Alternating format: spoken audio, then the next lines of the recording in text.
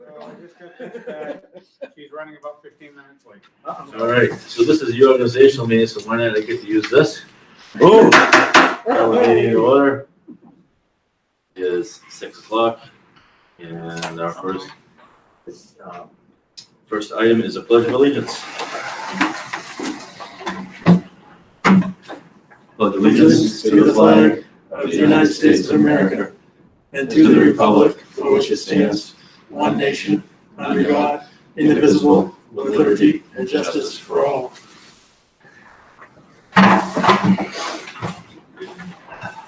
This is the organizational meeting this evening. So the first order of business is to elect the board chair. Once the board chair is elected, then the chair will take over, resume the meeting.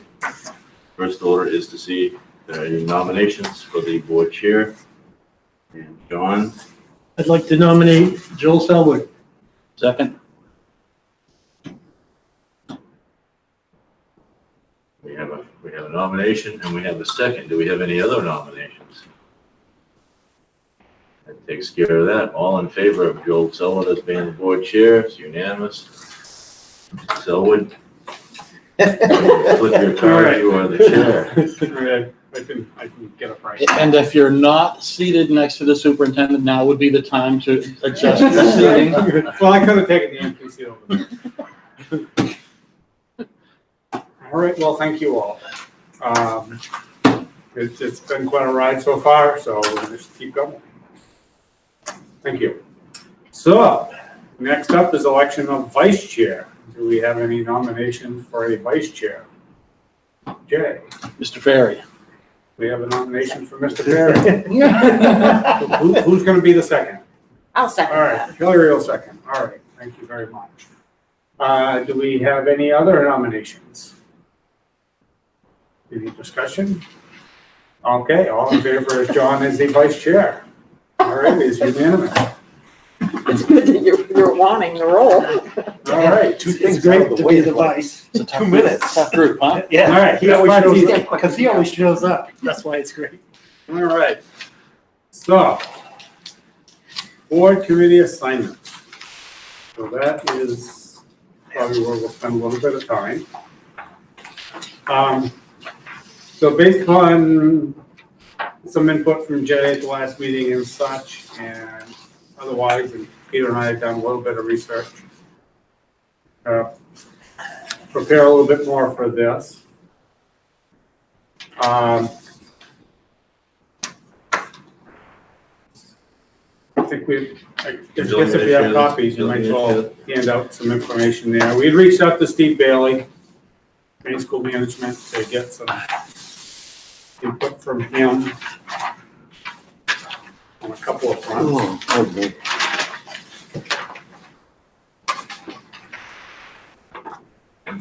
Get your steps in. Really? So what you have here is just some information from Steve Bailey. I just posed a few questions to him, and he had looked at what we have for committees, and so he just responded to some of the questions that we asked. If you just want to take a minute and read that, that'd be great.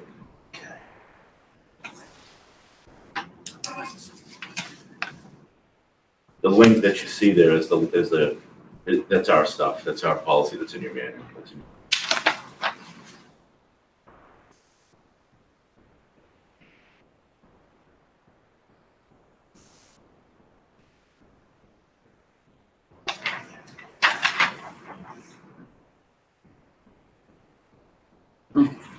Interesting.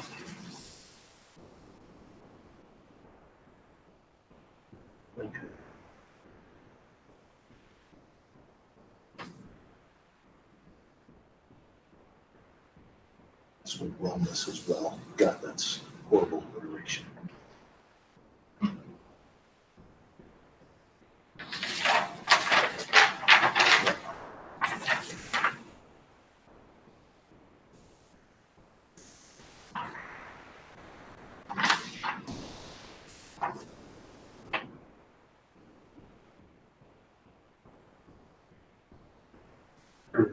Yes, sir.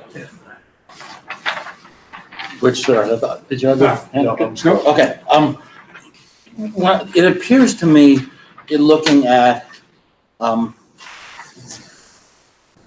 BDA and BDE, that they were created when we were a part of a larger district that probably had a board large enough to have board standing committees. And the way BDA says, the chair shall appoint members of the school board to standing boards. Each standing board shall select its own chair. The school board chair shall appoint members of the school board to the temporary boards.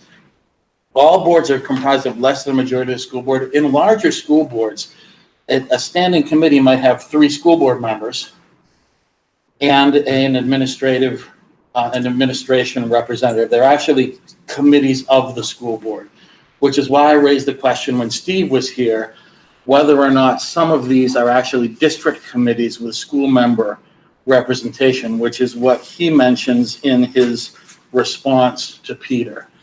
And so I think we should have a discussion about how these function. The only one that I've been active on is the technology committee.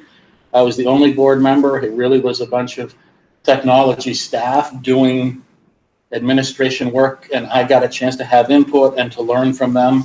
So the way it functioned was, to me, appeared to be an administration committee with board representation for board information. So I would like us to have a discussion about how this board wants committees to work and how the superintendent wants committees to work before we decide membership of committees, because we may be choosing people to serve in different functions. Does that make sense? Makes perfect sense to me. I agree, and I do think that every committee on here that I've been on, or I've heard about, has a different structure. I mean, depending on their goals and what they're put together for. And an example of that, capital planning committee, we haven't had a meeting in, I want to say 12 to 14 years. And that's a town committee that I was on and have stayed on ever since I joined it. They just haven't had a follow-up. I'm sure some of the people would not even serve that were on that because they're no longer involved in town politics. So it's kind of from that end of the spectrum all the way to very intense committees that like the negotiation committee. That's way more impactful and regular meetings and intense, long discussions, and I mean, it's quite a range between there, is what I was trying to say. Yeah, I agree with that wholeheartedly. I mean, negotiations, obviously, that is one of the primary functions the board has, and it's completely within the school department. So obviously, I think that is pretty self-explanatory on that front. John's right as far as the capital planning committee, and quite honestly, I mean, I think it's probably worth reaching out to Erica and finding out what. I mean, I've heard things at council meetings about them seeming to have more interest in some long-term planning for the capital needs of the town. And I guess the question is are they interested in a school board member as a party to those conversations? At the time they were. At the time they were. But we had a whole different board. Whole different council, different board, different town manager. There's only one, maybe two council members that were on then that are still on. And maybe given all of what's gone on with schools as of late, since then, with the various additions and construction and such, that they don't see any of the capital planning that they're thinking about being anything related to schools. I mean, the old junior high is theirs and such. But one mistake that we've done in the past in this town is we've waited too long to start thinking about, I'm going to use the junior high for example. 1920s building didn't get replaced until 2020. Yeah, I mean, obviously there was room for for doing things different in that committee, but, so I guess that's a question, and, one thing it does say in our policy that they essentially, we have to renew these annually, and I don't know if this is one that we, for example, don't do anything with because it's really a membership to a town committee. Right. And for example, that's maybe one that we let it go, and then if something were to arise, that they want to proceed with that and they want our input, then we then appoint somebody. But I like what Jay had to say because he's totally correct. We should be discussing all of the parameters before we do assignments. Is that kind of a way to summarize what you? Yeah. Yeah. So do we, I think that's one, maybe we're in unanimous agreement on that particular committee that we're not going to renew that. And maybe that's a starting point of this conversation, as Jay suggested, that, figuring out what each of these committees are doing. Why don't we first go through and eliminate the ones that we don't need currently? And maybe that's a great place to start, and then we don't have to worry about appointing anybody for them. I would say And this. eliminate that conversation. On the capital planning committee, since I brought it up and we're starting with that, I'd be willing to serve on that if they do If they have do it again. Yep. Because I do think the town needs a long-term, some people call it 5-year or 10-year plan. Sure. Or whatever they want to call it, that would be, it would be inappropriate for no one from the school to be on that committee. I certainly think there should be representation Well, surely from the school on that committee. the school assets are a big piece of the town's assets, and surely should be a member of that if they, ultimately, if it's a committee on the part of the council, then they get to decide membership. They but should get to surely decide, be but considered. I'm just stating that the school should be represented. Well, if I could jump in just for a second, and I appreciate the fact that we're having this conversation because there are many factors that play into this. There's how this worked when we were in AOS 92. There's how this worked pre-COVID. There's how this is working during COVID. And I would hate to make changes during COVID because I think, as Jay has alluded to, and as Steve has alluded to, we have a lot of flexibility in this. So there's no pressure for board members to actually belong to any of these. It's wonderful if someone can, because it's always nice to have a board member, board representation. Two of them I think of right off the bat that would always want to have board members on is negotiations, obviously, and policy, because those pretty important things to have board membership on. I think curriculum as well. Curriculum as well. But I'd just like to kind of walk you through an example of what's happened with this, because Jay has alluded to this as well. With GT, it hasn't met in a while, and that's not because it's not important. It's because we're in a state of change, and there were a lot of meetings with GT when we dissolved and we eliminated the old junior high and brought 6th grade over because we needed to look at program and how we were going to do that with existing personnel. And then we had somebody retire that had been there for a long time. We looked at so there was a lot of change, and there was a lot of moving parts there. But let's take the at-risk dropout just for an example. So that's one that when we were in AOS, I ran the at-risk dropout for each of the communities. And I was also the homeless liaison. Only made sense kind of for me to do that. So I would meet with those individuals in each of the buildings in each of the communities that had to do with at-risk dropout. Now you'll know from our goals that attendance is still a goal. So the individual buildings are still working with those buildings are that lead to at-risk dropout,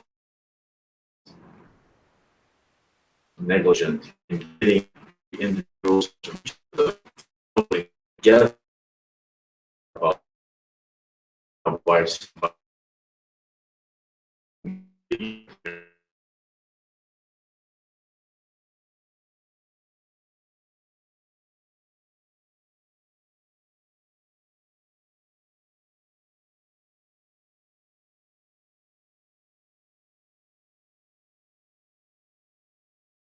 get the concerns about how do we reach out to this. I know we're doing it, it's just that I haven't done that piece yet. The policy has met on a more regular basis, will continue to meet on a more regular basis. The negotiation ad nauseum, starting pretty quick here. We've got 6-7 contracts in the year.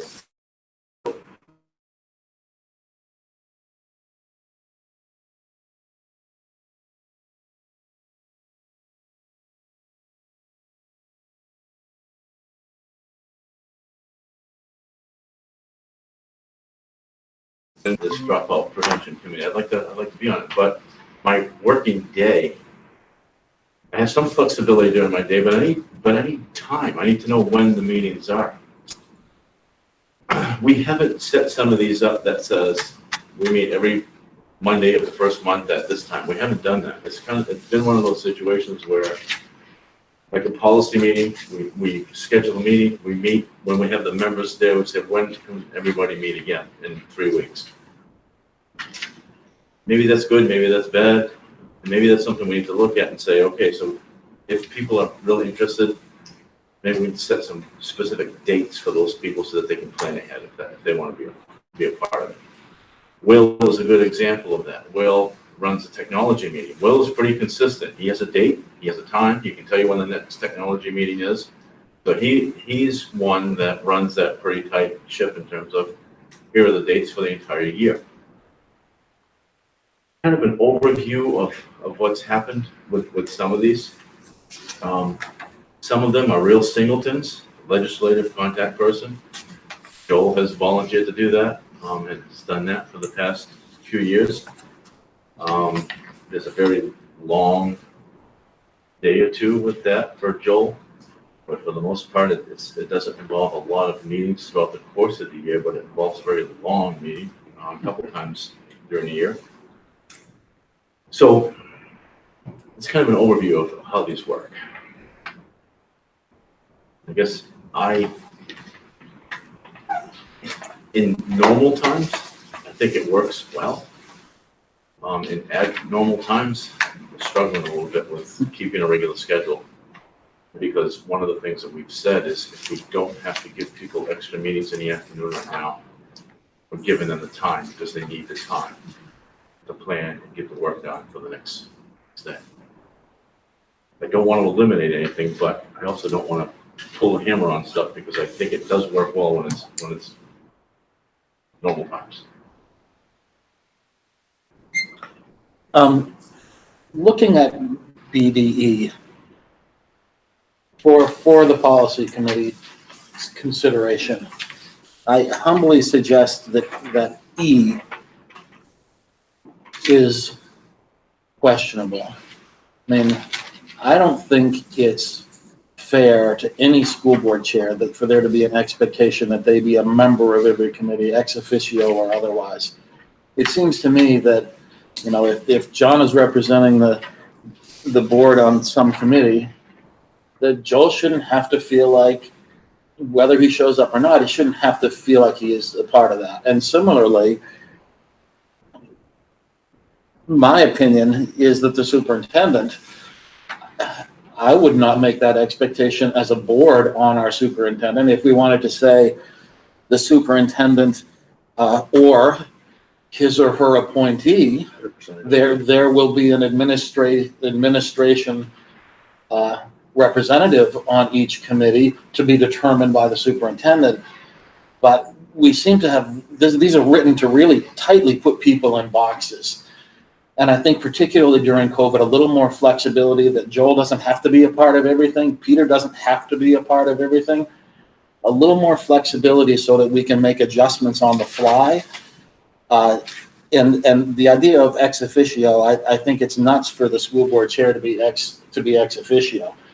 Yeah, John's pointing out it says shall and could be may. We could just change one word. Or just Shall to may. delete the whole Well, I mean, that Freaking letter. would give the superintendent the authority to be there if he wanted to be. Right. That's for the policy committee. It's not our role to nitpick policy, but humble suggestion for the policy committee is the next time this one gets looked at, take a look at those, because making the chair ex officio is incredibly inefficient because it means he can't have a vote on any committee.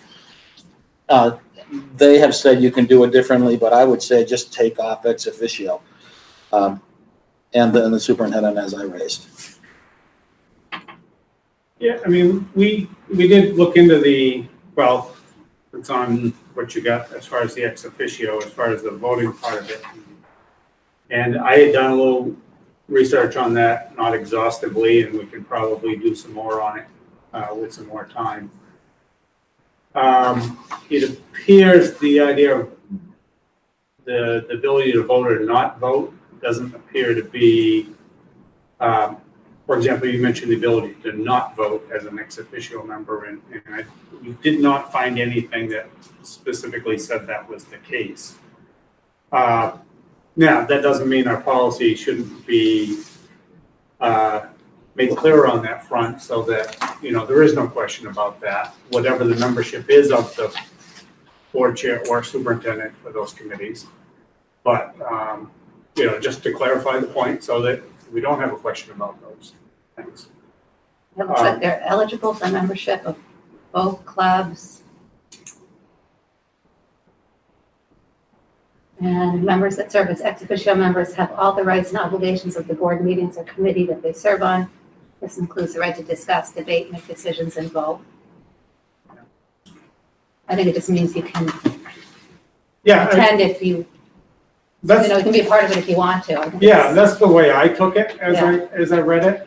And it does kind of make sense to me because, for example, I don't feel I have a need to go to every technology meeting, but if there's something as the board chair that I think a little broader representation of the board's views versus, along with the person, not necessarily versus, but along with the person who is there as a representative could be a good thing under certain circumstances. Don't necessarily need to be part of it for every meeting, and I haven't participated that way.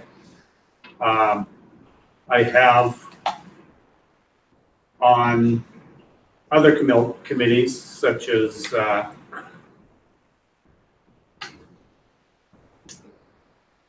was Wilson board chair then, so I guess I can't talk about it.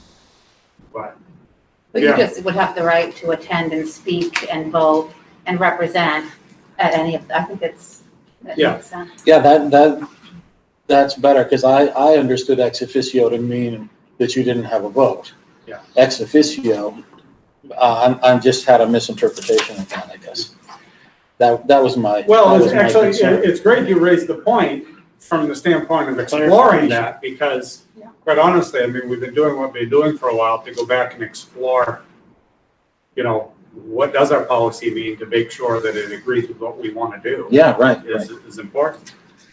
And, Peter talked about the various transitions. I mean, been at this long enough that we were a union, then we were an AOS, and then we are back to, municipal. So we've been through 3 different structures, and some of the policies have changed, some haven't.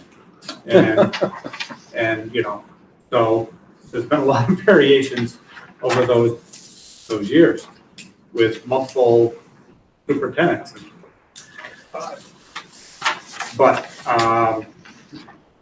So anyway, that's the way I viewed that, but I think that might be worth exploring a little bit if we want to explore that at the policy committee. But I like the idea of it, having explored it a little more, as far as feeling, that I can show up and weigh in at meetings that I'm not necessarily an appointed member per se.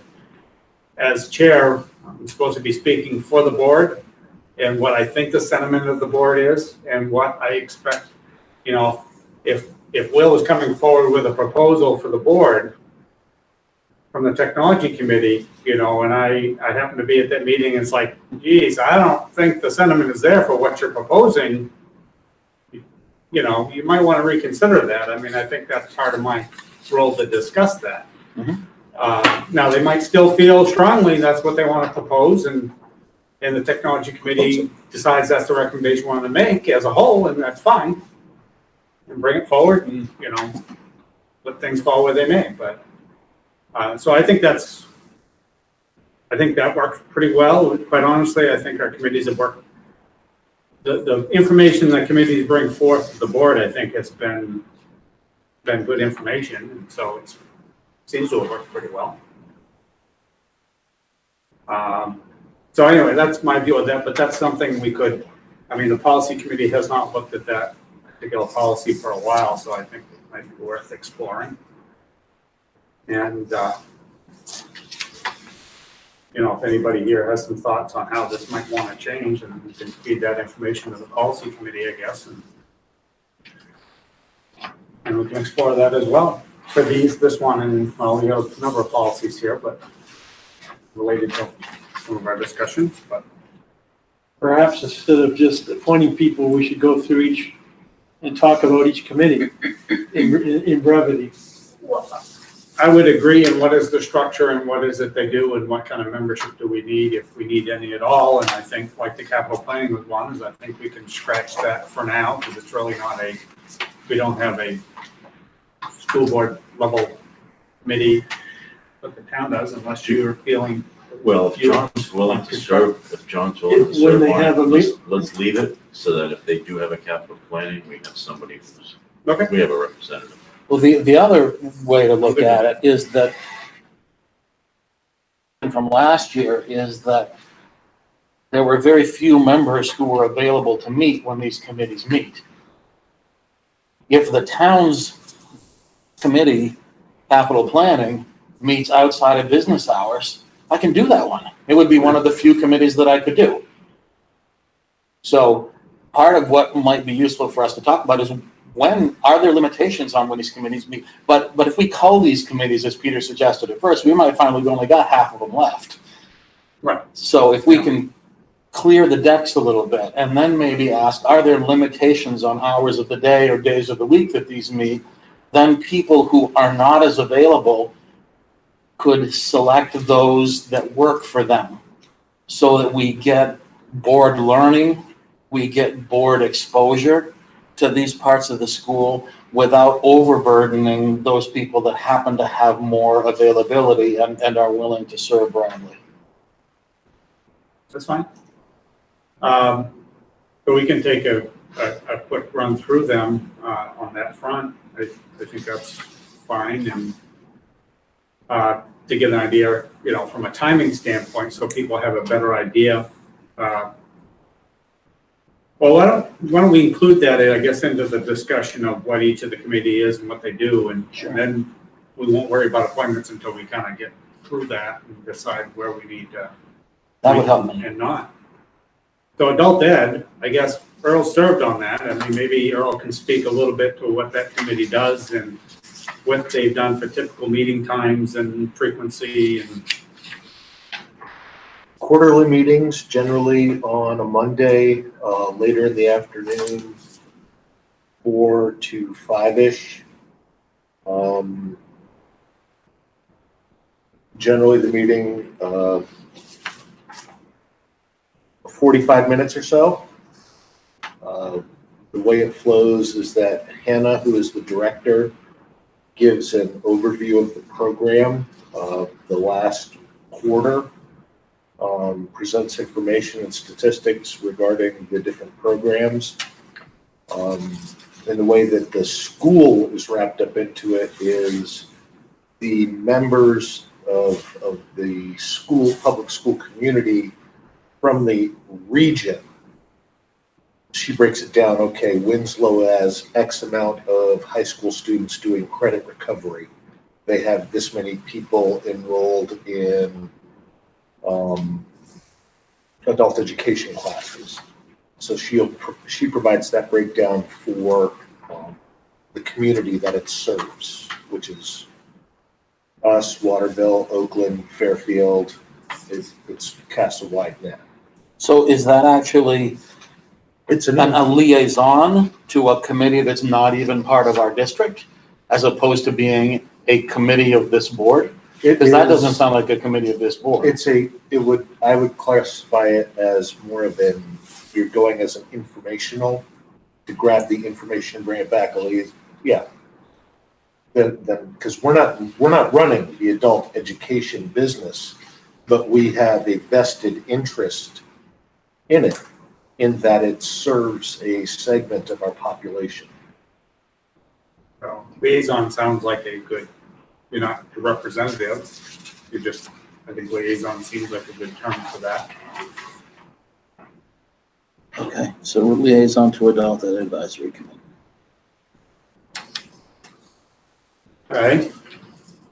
We're all good with that. We'll move on to athletic council, which is, quite honestly, athletic council is one of those, I can tell if you, there's any debates going on in school, it's always 98% of the time it includes athletics. I can tell you that I've been on this committee, and it was originally called the Athletic Advisory Committee.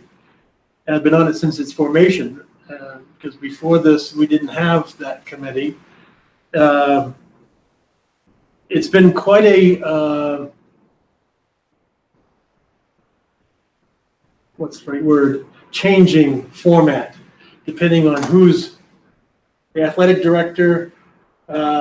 We've even had meetings with all the coaches, head coaches generally. We've had meetings with school board members, administrators, always the athletic director. We've even had the recreation director of the town in on meetings involving things like field use. We came up with policies that we advised and sent forward through the athletic director to the school board. So it really was focused on the school, but it was more, what can the school do to be a segment of the town through athletics? So it was a little bit more than just the school, because the recreation director was attending and had input on fields and building use, and we came up with policies like building use forms and what to do with, do we charge, do we not charge? We had meetings on whether we were going to irrigate fields like the soccer field, football field. We've had a lot of interesting meetings, but there's been some years where we've had consistent meetings, and I don't think we've had a meeting since COVID hit that I know of. I haven't been invited to any, which I understand from Peter's discussion of priorities is, you got to set your priorities, but it's been quite a range from very active at times to being not active at all. And I actually think that it should be organized in a way that every sport is recognized, because it seemed like that was a difficult thing, because you're constantly having changes of coaching, but someone should be representing every sport. And I don't like to see sports left out that are impacted by these decisions. And then I think the feedback I get from people outside of that school was that they think the football team runs everything. And I don't think that's true.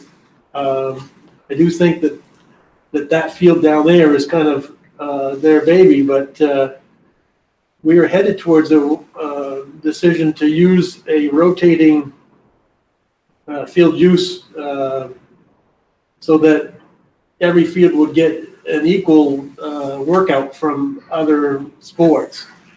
And I think that really makes more sense through just the practice of field management. We had quite a variety of topics that we've discussed. And so I think this is an important committee, but I do think it should be more regular. Sometimes it's run by the athletic director, other times by the administrator that arrives. It's either the principal in the high school or, it's been very inconsistent depending on who's in charge. So would chairs need to be selected for all of these committees? Like if the athletic council and the AD would be the chair and responsible for setting meetings and running them, but that seems to be unclear as to who chairs these committees and keeps them on track. Because this was an advisory committee, it never had the power. It was just advising the athletic director what to bring to the, so it really was kind of more informal than it was, didn't have the power. To me, it seemed like it was just gathering the opinions of the coaches and the It people on sounds, committee. it sounds more like a joint committee because it's bringing in members from organizations outside of the public school system. It's bringing in organizations, the town coming in. So that sounds like it's more of a, I mean, it sounds like we're going to establish school committees, joint committees, liaison representatives. That sounds like District committees that are district administrative. committees. But They're it sounds like, administrative. John, you were more of an advisor, and you were Right. an advisor. I definitely had a as opposed to role- liaison of, In any discussion, if we did take a vote, I definitely had a role in that. And I was kind of trying to be the one that would listen to all sides of this topic and try to keep it fair for every sport, because the domination of one sport or, As a school representative, right. as a school board So representative. I kind of was trying to keep it organized. organized and also flowing in a way, but I think the athletic director has to run the meeting because it's really all based on athletics. But when you get an outside organization, like Earl said, like the rec director, and it's important for this town to have that school's version of saying, okay, we have a say-so with those, even the ones that are owned by the town. We want to at least have our opinions heard, because I don't know if you all are aware, but the facilities in town that are used for athletics, a lot of them are owned by the town, but some of them fall within school property. So it's always been an interesting debate as to who's supposed to take care of them. And we've actually had things like the track is a split arrangement. Can't remember if it's what percentage it is, but it's an ongoing. 50/50, It's an ongoing as far as the maintenance expense. maintenance expense on our budget and on the town's budget. So it's kind of an interesting thing to see develop, because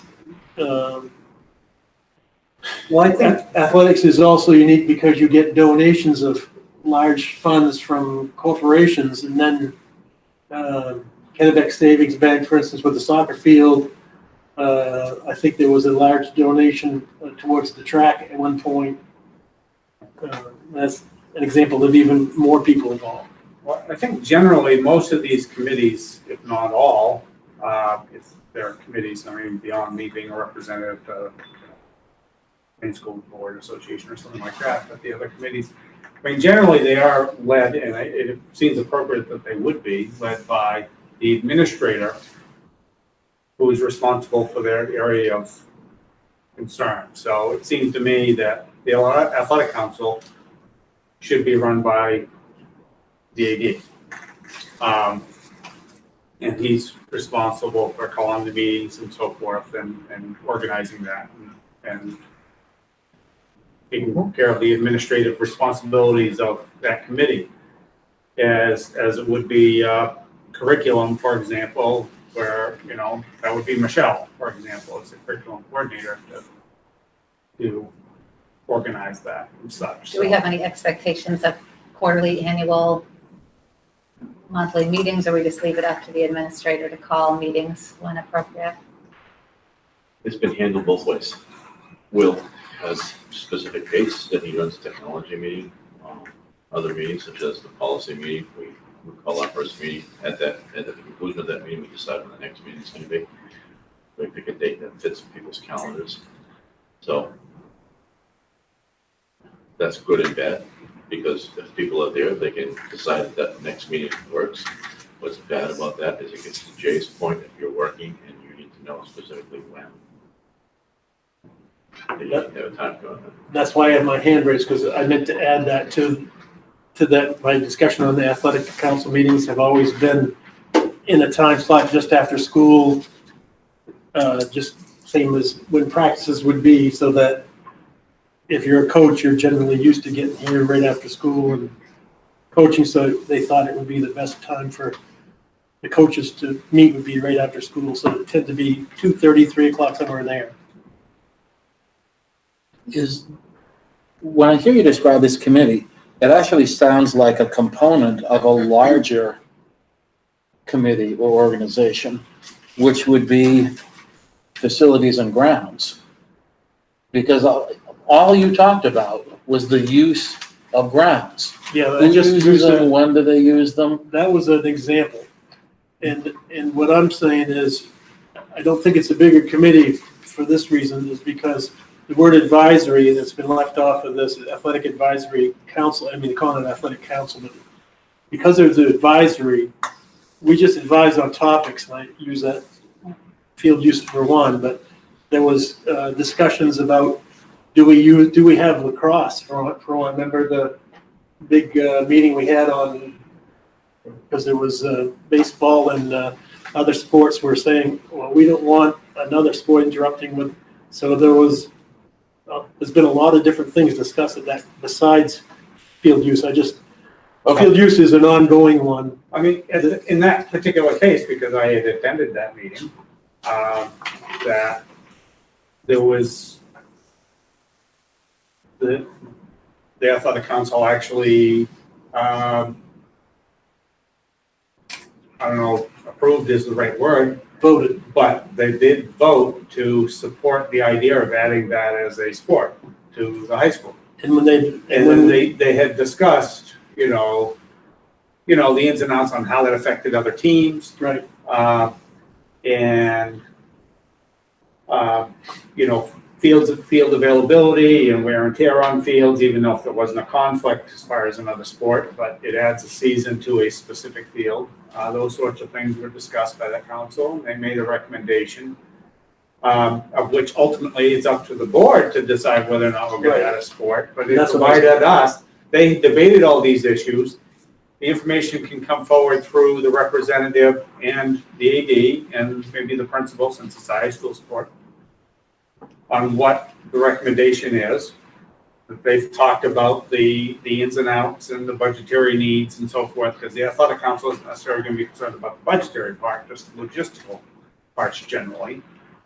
But then the AD and the principal have to work out the budgetary parts and decide what they think it's going to look like as they make the presentation to the board to then decide if we're going to add it.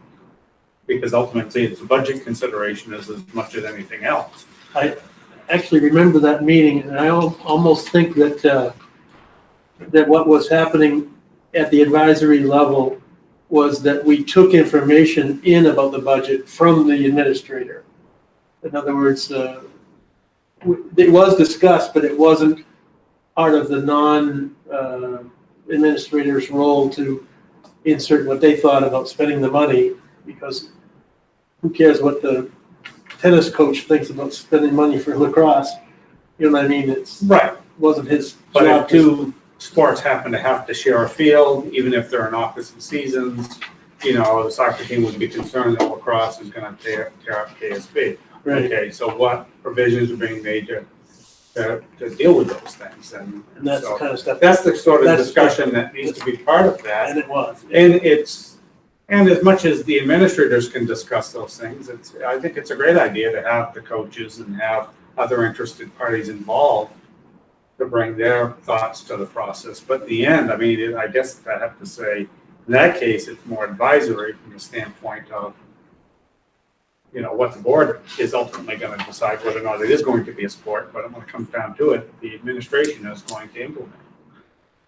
So that seems to me more like a pure board committee, because if every decision that's made by that group is the decision to bring a recommendation to this board for action, if they don't make any independent decisions, but they bring recommendations forward to us, then that's a pure subcommittee that is serving the needs of our board. I would argue that it could be done as an administration, but the magic words seem to be everything that we do goes forward as a recommendation. They can vote, but all they're Yeah. voting on is a recommendation to us. That's a true committee of this Well, I mean, board. ask John this called question, advisory. to your point, is, everything's not coming back to the board. As far as my understanding, I mean, I don't know all of what's been discussed at all these meetings, but I'm presuming they have discussions about things that are amongst themselves that aren't board level discussions. Well, field use is one because because we stopped having meetings, the plan was never implemented. And I thought it was, in the beginning, I was very optimistic about the future of that plan. And then I think it was about the time we changed administration key personnel. And then it just no longer was on the forefront, and so it was kind of dropped, and I don't think there was a way for the people on that committee to say, hey, how come you're not following up with, because we were just advisors. But I don't think that's necessarily, field use is something that's gonna come to the board, it's for a board decision. I mean, that's the administrator decide, hey, this is the fields we've got, this is how we're gonna make it work. Right, We don't need to weigh in on that. but Then that's an administration committee with a board representative. So that if anything that comes up in that group relates to the board, then the board representative would bring that forward here. Other decisions that are administrative in nature would be handled by the superintendent and his team. I mean, I think the administration is pretty well versed, I mean, Peter can speak to it otherwise, so I mean, I think the administration is pretty well versed on what their role is amongst their athletic responsibilities and such, and obviously the AD, the principal, facilities director. We have adequate, safe, maintained fields and such. Do they feel that it is wise for them to get together on a regular basis and discuss it as a whole? But in the end, I mean, that's not board things to Right. do. I mean, other than the fact that we're hearing things that's not getting done. We're concerned that the administration isn't, whichever administrator or a group of administrators involved with that process isn't, it's not getting done. So, I'd like to see this be a district committee with board member representation, because you're gonna gaslight something. Sports is what's gonna get gaslit. And so I think this is something that we need to pay attention to. There are so many things that come up that maybe could be prevented or perhaps clarified if there were meetings that explained the big topics before they got out into the community and became. So you'd have to Fodder. figure out who the chair is and say, okay, it's the athletic director, this is your committee, you're the chair. Would like to see quarterly meetings and we will have a board representative, or I think just the expectation needs to be set. That is correct. Okay. well, I can remember another meeting that we did, that But would be, before we go, let me give you an example of that. COVID. Return to school play policy, part of COVID. Spent hours on that with people explaining it. He could have done it at the athletic council. He would have got a portion of the people, would have continued to, but it might have helped because it would have been something that would have been handled there. But I would have wanted Chad there as well, probably the nurse there as well. And so it was one of those things where you're having two meetings and you're having that same conversation with the entire population because of COVID. So that was one of those things where because you don't have the time, you only have so many hours in the day, how do you best get information out? So we did it through the SOP. We did it through global information with everyone. So that's a good example of how this has been blown up, for lack of a better term, because of COVID. That's a good example. In terms of expectations of the chair and monthly meetings, or not monthly meetings, but the when meetings are held and how often, and then just kind of an agenda format. What are the things that would be monthly, quarterly, seasonally, we have 3 sports seasons. I mean, Seasonally, something. well, two more, But I think that just needs to be figured out and expectations set, and then, figure out who on this board will attend those meetings. two more really good examples of things that we've done or should do is we've worked on the paperwork that you hand out to the athletes before each season, because the rules over time have been tweaked or adjusted. Oh, the athletic code, they Athletic rated heavily code. in the athletic code. Yeah, so that committee did work on the athletic code and its different aspects. That was a good discussion and a well-attended meeting.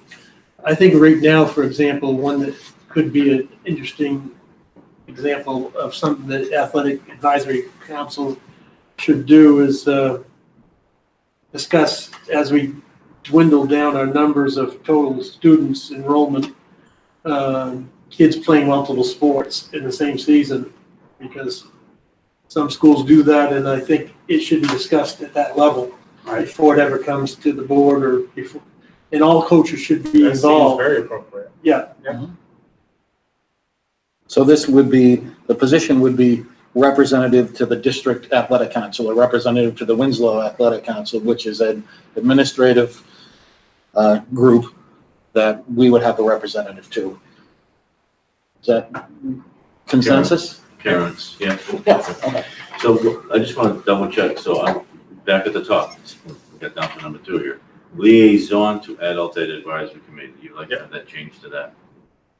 And now I'm hearing, John said the word advisory was missing, so am I hearing this is Athletic Advisory Council, is that what you want to call You this? can call it Athletic Advisory Council or Athletic Advisory Committee. I'm trying to remember, I almost think it was called the committee originally, but its makeup seemed to change because it depended on. Advisory committee does make it sound more in line with what their role is. Council makes it sound like they have more authority to make decisions on things I independently. think than maybe committee's they better do. too. So advisory committee probably does sound better. Maybe a note as to who the chair would be, so chair would be AD, and then And Good point. we might need to look at the athletic code and other places where the athletic council as a terminology is used, or whether or not that needs to be updated. Just a point that might be in there, such as the athletic code. Now, the athletic code is part of the handbook, I believe, for the schools, and I think we vote on that as a board to approve that handbook, so I think we gave our recommendations back, Yeah. I want to say 10 years ago, around 10 years ago. Does that come from the Principals Association? The Principals of the Maine State Principals Association, did they set that policy, the athletic policy? No, that's a locally controlled issue. I mean, There's some things that are obviously, that are crimes they're just obviously known you don't do that, but that's not put in the policy. It's just things that are local control, like what do your grades have to be? Right. That's a good example of local controlled policy. that definitely varies by school. Right. Completely different every school you go to. So, all right, so to just kind of try to keep this moving, I think athletic advisory committee, it's a district committee with a representative. If this is a district committee falling under the school board, as the adult ed is not our committee, under the school board, I think, we'd have the ability to set our expectations on the advice that we want to see and such. So I don't know if we want to set that now or if Peter wants to have any discussions or with particularly the administrators that are most responsible for implementation of these things as to. So something you said threw me off. You said if this is a district committee under the school board, I thought we were saying it was a district committee under the superintendent, that it was an administration committee with school board representation. So he would get to make every decision about it, other than who's going to represent the school board, which would be our decision.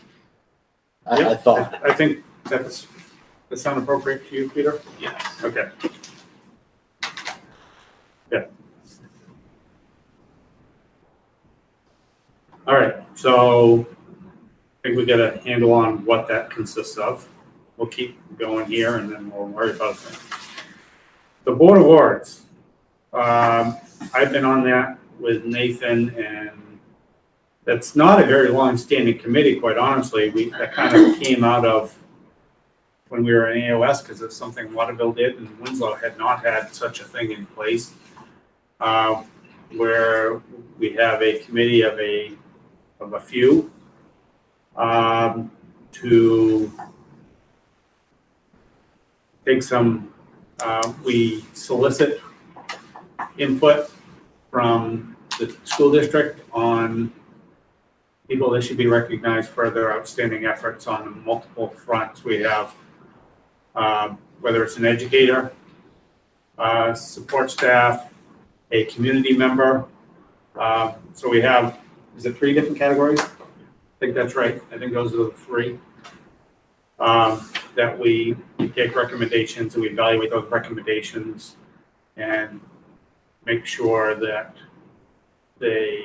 all teachers, come in and do their job. But if we're going to recognize them as an outstanding teacher, for example, that they're doing, they're on that level. Not that they show up every day. Do you ask for nominations from? And we do ask for nominations, and we solicit amongst I just wrote all that the down. employees of the district. But you don't have to be on the committee to nominate? Nope, anybody Anyone can can nominate. nominate, okay. It's widely solicited to the whole school district. So You do it annually and, okay.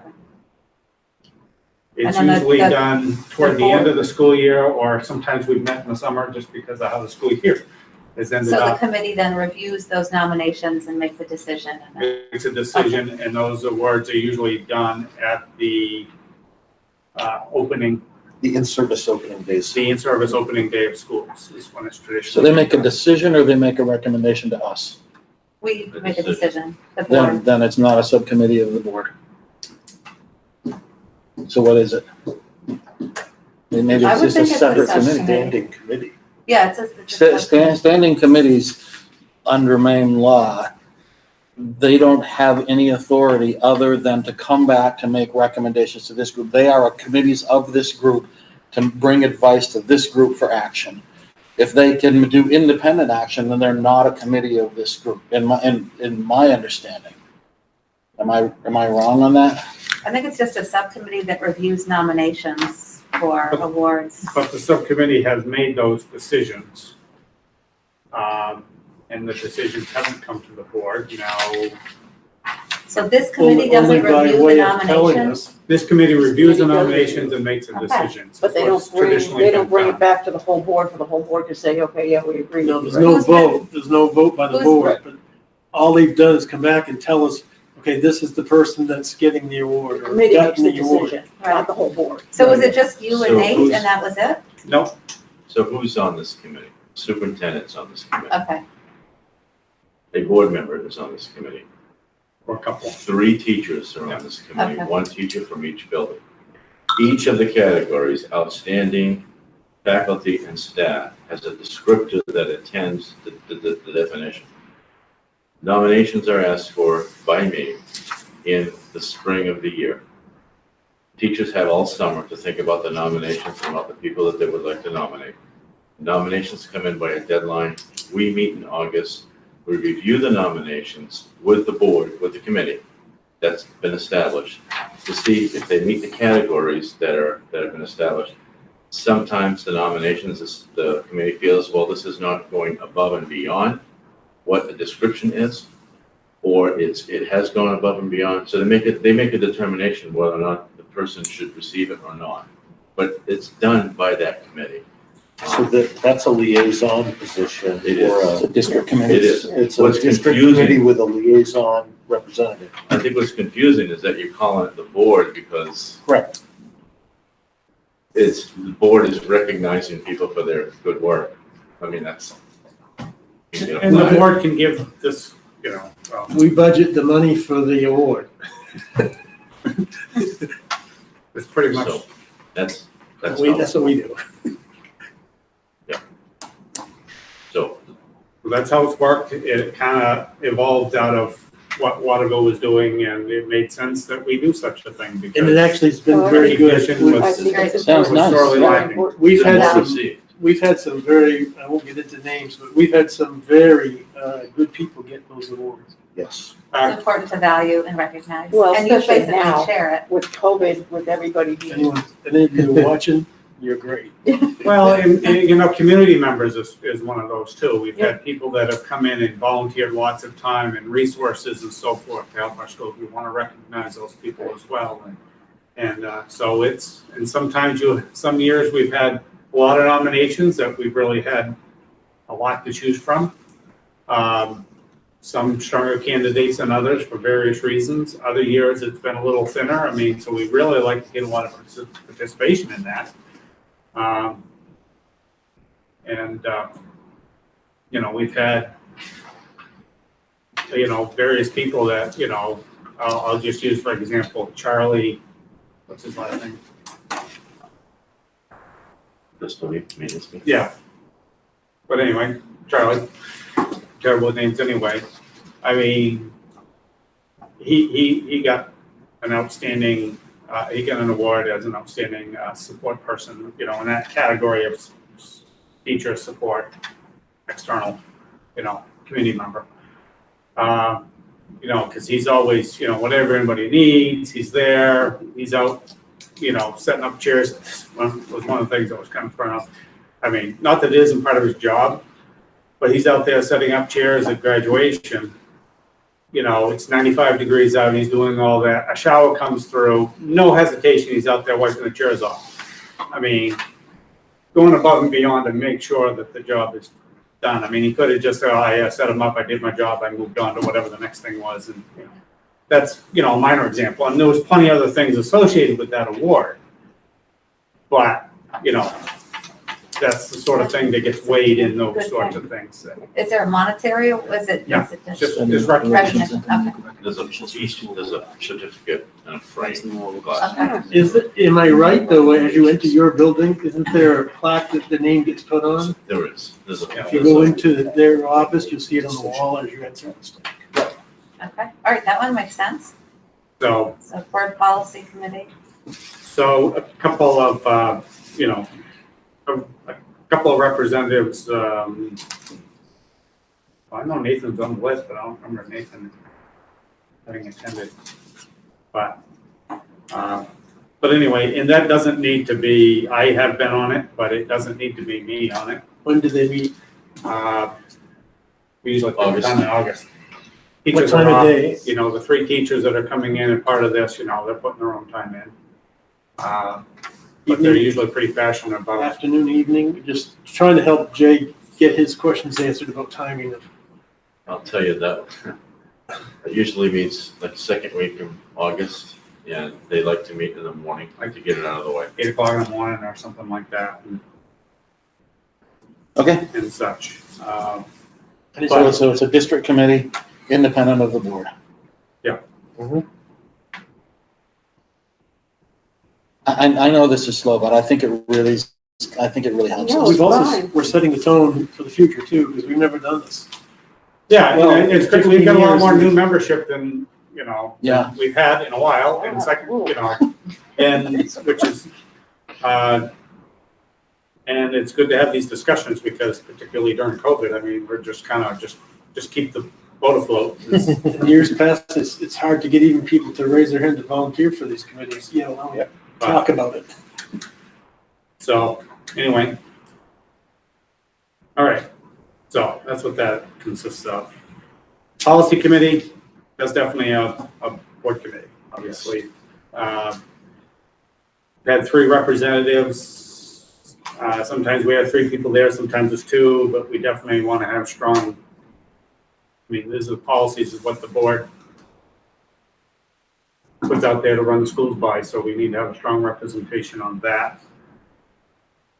Is a great committee for everybody of all experience, because quite honestly, what you might not know as a new member, as you discuss these policies, you learn the policies, you will learn why those policies are what they are in the various debates around it. So it's a good policy it's a good position for new members as well as experienced members. So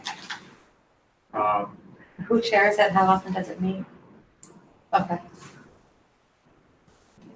in the end, Peter's job is to implement policy. So Right. we vote on it, he implements. So And how often do you guys meet?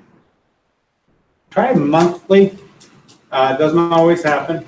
Depends how big the needs are. Sometimes if the state has passed a new law and we, like, for example, we had one at the end of last year that we had to hurry Title. through, Title was IX. No. Title IX. But there's also one where the law expired on virtual meetings and they put a new law in place that we had to vote on to say this is what our policy is. I mean, so sometimes you'll have meetings that are a little quicker than others, but generally it's monthly. Do we have one Sometimes it'll scheduled? go a little longer between them. And as Peter said, we'll often sit there at the meeting, those of us that are there, which, tends to be a pretty good representation. I'll sit there looking at our phones, okay, we want to do a meeting in about a month. Right. Does Wednesday seem to work for most people? And people say, yeah, well, that Wednesday doesn't work because I've got whatever. And that's kind of how they try to come to a conclusion as to what works. As opposed to trying to do it blind, do it with everybody, as many people as possible in the same room to come to that date. But whether or not the membership decides, hey, we want a standing date monthly, then So with the recent change in quarantine and all of that, was that part of, when was that discussed? When did that happen? Is that part of a committee, or was it just you and the nurses were like, okay, this is the new law, let's change? We're just curious, when that happens, those discussions. So you're talking about this most recent change to the Yeah. SOP? Yeah. So this board has voted that they're going to adopt the CDC guidelines. So we just adjust to We that. adjust to it. Okay, So the adjustments were made immediately. They were posted online immediately for parents to have. no meeting made because the vote was, No okay. meeting made. We met with the nurses, we met with the administrators, we discussed what this means. So then the next piece is to get a notice out, and I've been reluctant to put a notice out because I keep hearing that there are gonna be additional changes made. They haven't been made yet, but I heard that they were gonna be made last week. Now they've been pushed this week. So I didn't wanna put information out there and just continue to confuse it because it just keeps fueling and firing and with people saying they don't know what they're doing, they keep changing their minds. When they keep looking at how the science is changing and they make changes based on that. The message is going to be quite simple when it does come out. It's going to be that there has been a change.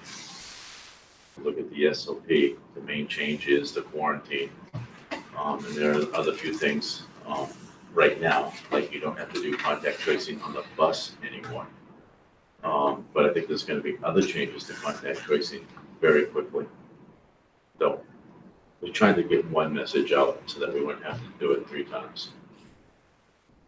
Just raising this point just for the new members. Am I correct that we've had 2 major meetings about COVID? One at the beginning when we discussed and voted to follow the CDC, and then we had one, I think it was in August of this year, to talk about the new year and having in-person learning. And so I think we've had 2 major meetings, and we've talked about it every meeting. But I just wanted to Well, to let them know that Yeah. there's been 2 really big meetings where we had votes and I'll see. Yeah, to go to your point, Mike, in the summertime, we had a committee that was a return to schools committee that involved teachers and we had parent representation. This is 2 years ago now, I think we had about 34 people in this room when we meet together in one of those double classrooms to talk about our return to school policy and all of the particulars of it. And that was one of the recommendations that we would follow the CDC guidelines, and that's what came to the board.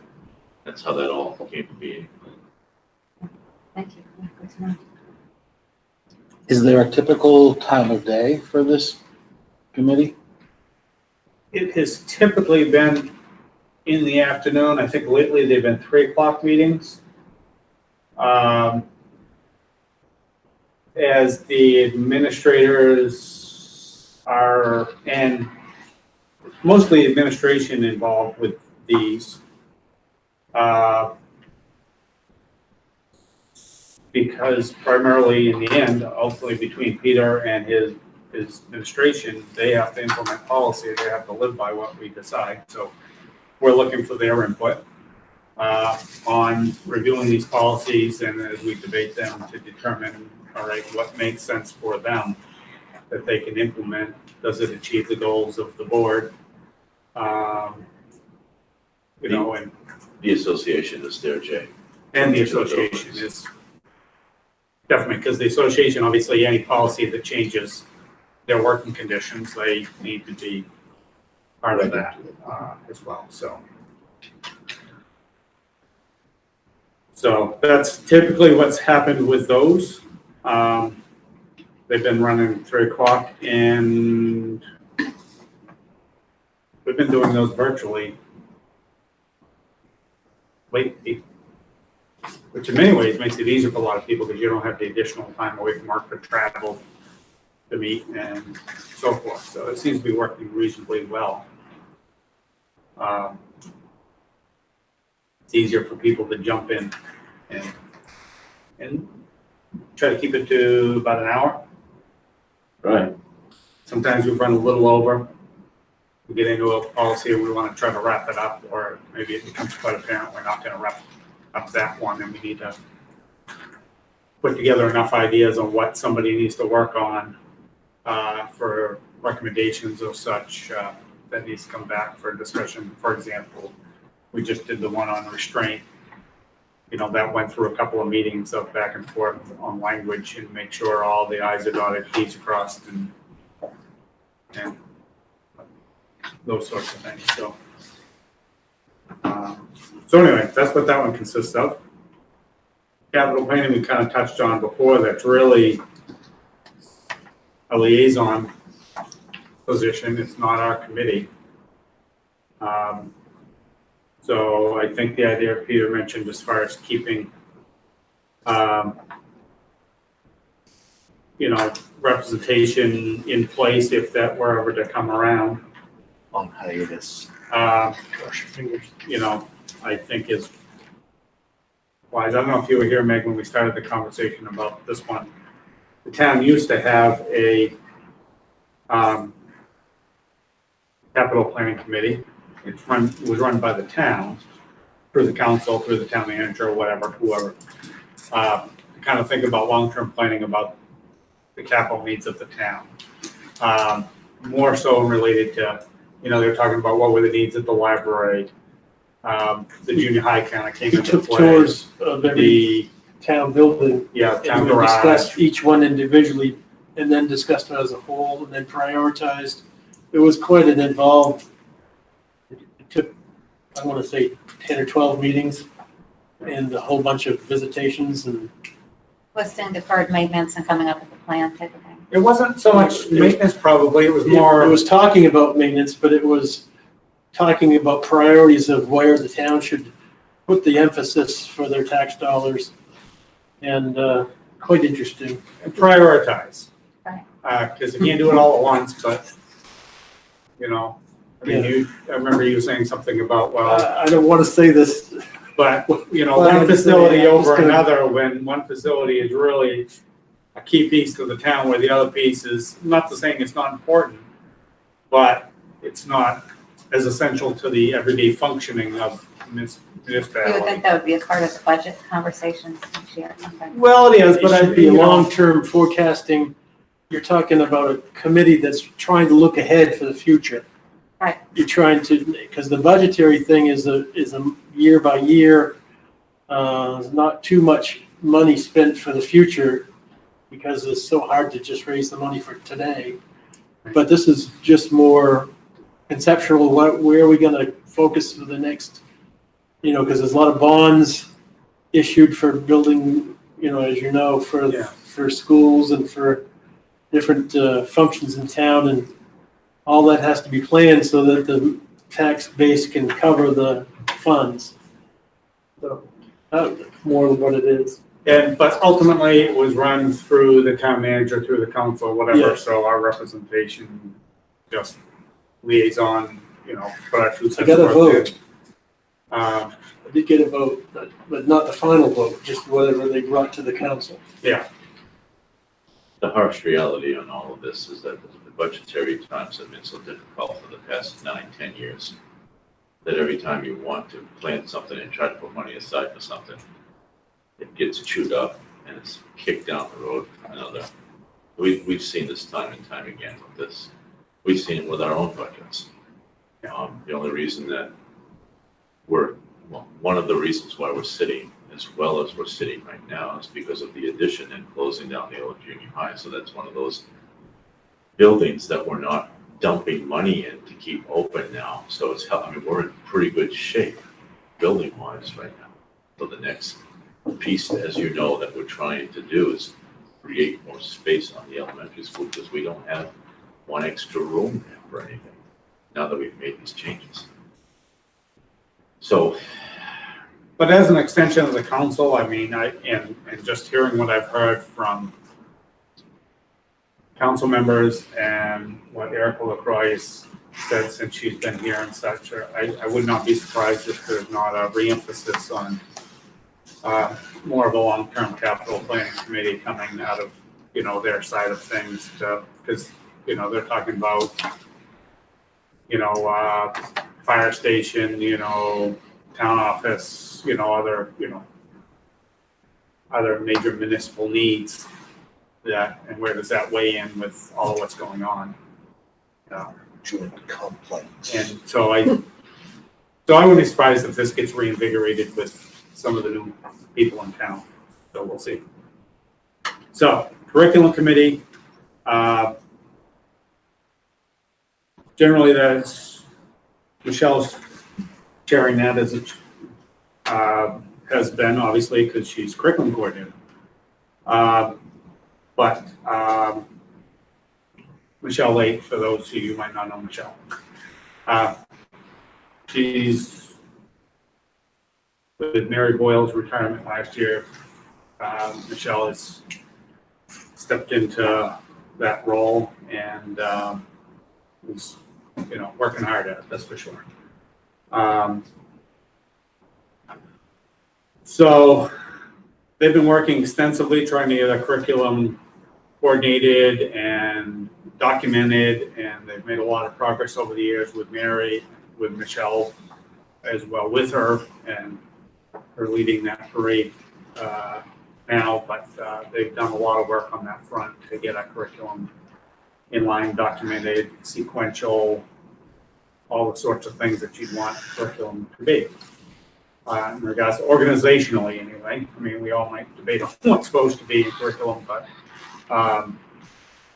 but generally the curriculum does get reviewed by the curriculum committee. Obviously, the curriculum committee will bring forward, for example, if they want to add a new course, it goes to the curriculum committee, they develop, they hear what the recommendation is, how do they see that developing, what does it replace, what would the curriculum look like, what are they teaching, so those get all vetted at the curriculum committee.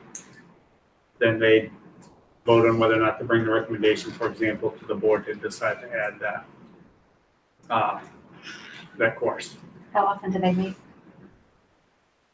probably once a month.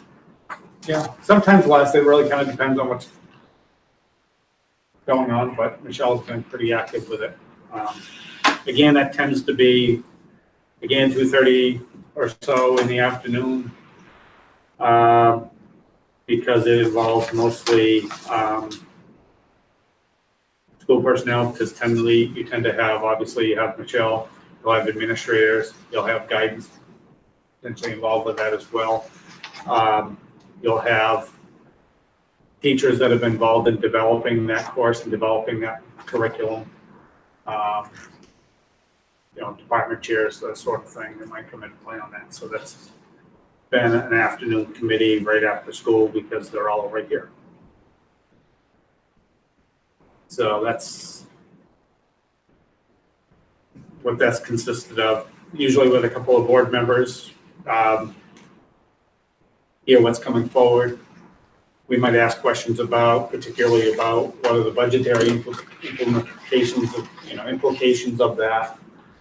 You know, so we know we have to be thinking, you know, do we think about that? I mean, obviously, the whole budget's coming to us anyway, but kind of plants the seed that these sorts of things are coming. We might have questions about curriculum in regards to, is it, you know, the vision of our board and our town as far as what it is. But generally, it's pretty straightforward as far as, I mean, Michelle and those people are pretty versed at developing the curriculum and putting it in writing and the That makes reasons for sense. offering. That makes sense. Yeah. Michelle's right on it. Dropout prevention, Peter touched on that. Is that how was that termed? Was that required by statute? I don't Yes, believe it's under the statute policy list that Steve said. Yeah, I think it's required, it's not required to be a board committee, but I think each district is required to have a dropout prevention committee. So I guess we call it a district committee? That seem appropriate? And you chair it, Peter, or? I have. I mean, usually that's something your assistant superintendent would chair, but you don't have one, so I have. Well, you were one. At one point, you were one. I was, yeah, you're right. I remember. We solved that problem. Yeah. Don't put it that way. That's I the wrong like way to say it. Somehow that does it. That didn't sound right. All right, well, anyway, what would you say as far as board representation on that, Peter, and how often and when? Well, it's supposed to meet once or twice a year, as Jay alluded to, by law. The people are doing the work in the buildings all year long, but the committee is just a way, it's a nexus for everybody to kind of report and say, what are we doing? Are we in line with our goals from a K-12 perspective? So it's 1 or 2 meetings a year. Yeah, usually at the beginning it involves a lot of guidance counselors, teachers, people in those meetings. So probably 2:30, 3 o'clock meeting for an hour and a half. And there's feedback to the board. Yes. So that, for someone who, the afternoons are tough, at least with this one, it's only one twice a year, so, and it's probably scheduled in advance, Yes. so that might be an opportunity there. Finance committee, what that has consisted of ever since I've been here, and I think that's pretty much the case in other school districts as well, because I run into them regularly. Or I shouldn't say regularly, but frequently enough. That traditionally has been I say the chair and the vice chair. Basically, that consists of reviewing the roles at central office and signing the roles. Would you define roles, please? The All of accounts. accounts payable roles, I know, but I'm not Yep. sure that everybody Yes, does. that's good. The roles of account payable, payroll. So usually every couple of weeks, for example, I'll get an email and just somebody needs to sign these. So it's been, it's just traditionally been the chair or the vice chair. I think it's kind of worked out that way. You remember Other towns are doing it the same way because I know I run into the guy from Vassarboro. our first superintendent, I say first one that you and I shared, had the thing passed around at the board meetings and we all signed. Right, You remember that? yeah, way back in the beginning, yeah. Yeah. Each meeting, the thing would, a great big pile of papers and we'd all have to sign, pass it around. So, I mean, somebody needs to sign this, so if we decide we want to change this and other people feel It's your need chance to review the to accounts. review the roles, I mean, quite honestly, I'm sure you could go look at them in the central office anytime you'd like. Yeah. But as I've reviewed them, sometimes I know about some things up front. Other things I'll be flipping through and I'll ask accounts payable, hey, you know, what's this or why, or sometimes, well, we had a bad check run, so I had to zero all these out and do these other ones, you know. Just things that kind of stand out to you, but it's pretty typical stuff. It's everything from paying for the basketball ref for that particular game, or buying, you know, paying for the electrician to replace that plug, or It's everything you spend money on. Bond It's every- payments. everything you spend Everything you money spend on. money on. Bond payments, insurance, Here's where, health insurance payments. I mean, everything's there. here's where I think one of the key attributes of a board comes in. There's a process that where we hire a superintendent, and then you trust that hire to do the job. And I think this is the committee where you pretty much have to understand that we've hired a good person, that he's doing, and his people are doing what needs to be done, and we have to trust him. Because there's no way you could micromanage. If you tried to do that, Yeah, you might as well be an accounts payable person or Yeah. a payroll specialist, You- because no, I you mean, still that's what couldn't you're do gonna do. you still couldn't do it because there's so Yeah. many aspects. And I just amazes me how they handle all that on top of everything else. Does the report show you where things are matching up to budget, so you can kind of keep?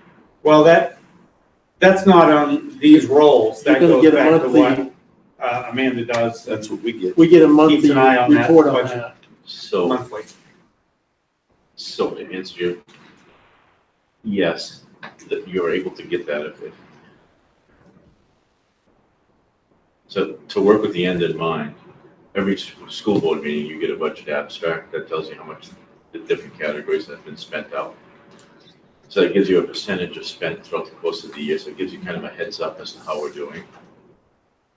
And then you can break that down further by lines, functions, codes, from an accounting standpoint of each of these expenditures that you see on this But roll that's account. not What this is. okay, this committee doesn't, that's separate from that. So the biggest thing with this is it's an extra set of eyes, and it's a liability piece. So Joel will go in and he'll start looking at pages of things that have been spent, and he'll see $6,000. And you might look at that and go, "Whoa, that catches my eye." And then look and see what $6,000. Well, maybe it's for bus repairs, and it's an encumbered amount for them to use whenever they have a. So then Joel relaxes and says, "Okay, that makes sense." Maybe he sees $60,000 in that line, and he might say to me, "What is that? I saw $60,000 expense. I better have an answer as to why that was there." But it's kind of like an extra check, to just kind of. So you're looking at monthly reconciliations, and then that's. Well, this is just the basically the Payments. list of payments. You look at that once a month? About every couple of weeks that I Oh, go wow. in and sign, Okay. We have someone missing, 4 or 5, it depends how many different, how So Heavily many it's involved. It's an APs they break accounts it into, payable but review Yes. every few weeks. That's what that committee is. Okay, got it. Yeah. And we have a position that's been filled, the whole time I've been on the board, by someone really good. And it's been 3 different people, but it's been someone that you've got to just realize that's every day, that's what they're doing. yeah, but in the end, I mean, all those finances, as Peter say, they funnel into the various accounts and such. And, I mean, obviously, you know, we're also expecting our administrators to keep an eye on those individual accounts to make sure we're staying on budget, and which is one of the primary roles of Amanda, as well as the other school administrators, because the principals are responsible for their individual buildings. And just for the information for the new people, you're going to end up with a book about, I'd say, 2 inches thick.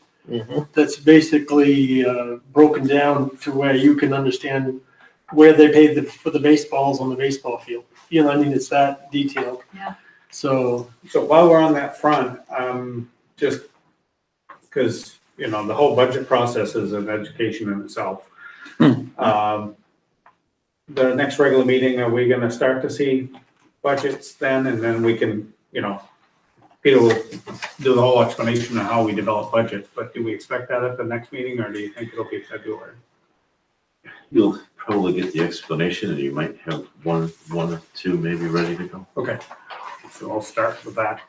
And it's, it's education, I mean, it's a big budget, so there's a whole lot of line items. And it is structured, there's a state requirement on how it's structured, and all that information that's in these budgets actually gets funneled back through the state system, so they can see where we're spending money, because they're reimbursing a lot of it. I can say it's a little bit less complicated than it was during AOS time. Yeah. That added a whole layer of Yeah, sharing formulas and everything else, so it's less of that than there used to be. So anyway, so that's what the finance committee is. Gifted and talented. I guess Peter spoke a little bit on that. Really more of a district committee, I guess is how we term that.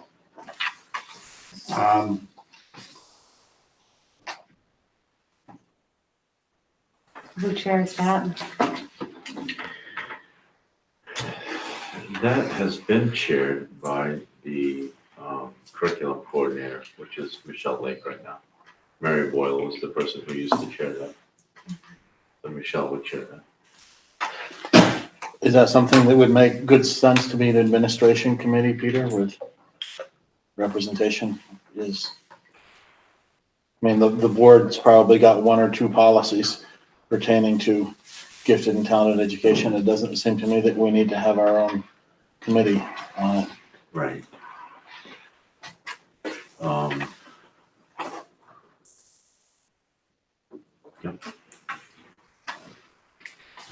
Yeah, I mean, generally that is administrative, short of, obviously the board input as to what we think gifted and talented, whether we have it and, support that sort of programming.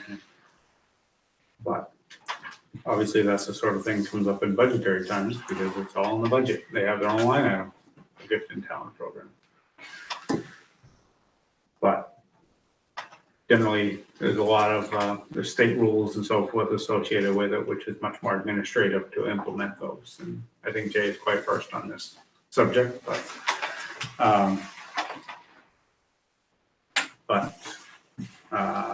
having two kids that have gone through the gifted and talented program, I mean, I know I happen to have experienced a lot of the ins and outs of that.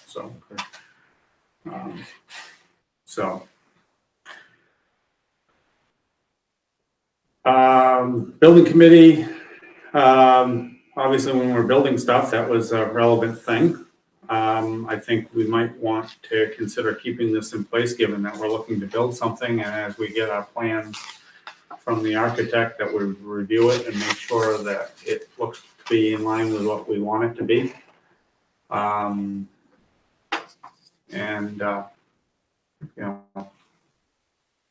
Wise. Quite a wide variety of times that we've had meetings. It's been all over the place. Everything from right after school all the way to 7 o'clock at night. It depends more if it's, we've had meetings that have, when we've done big projects and we've had to do presentations in front of the 11 public o'clock. and such that we've been in the evenings.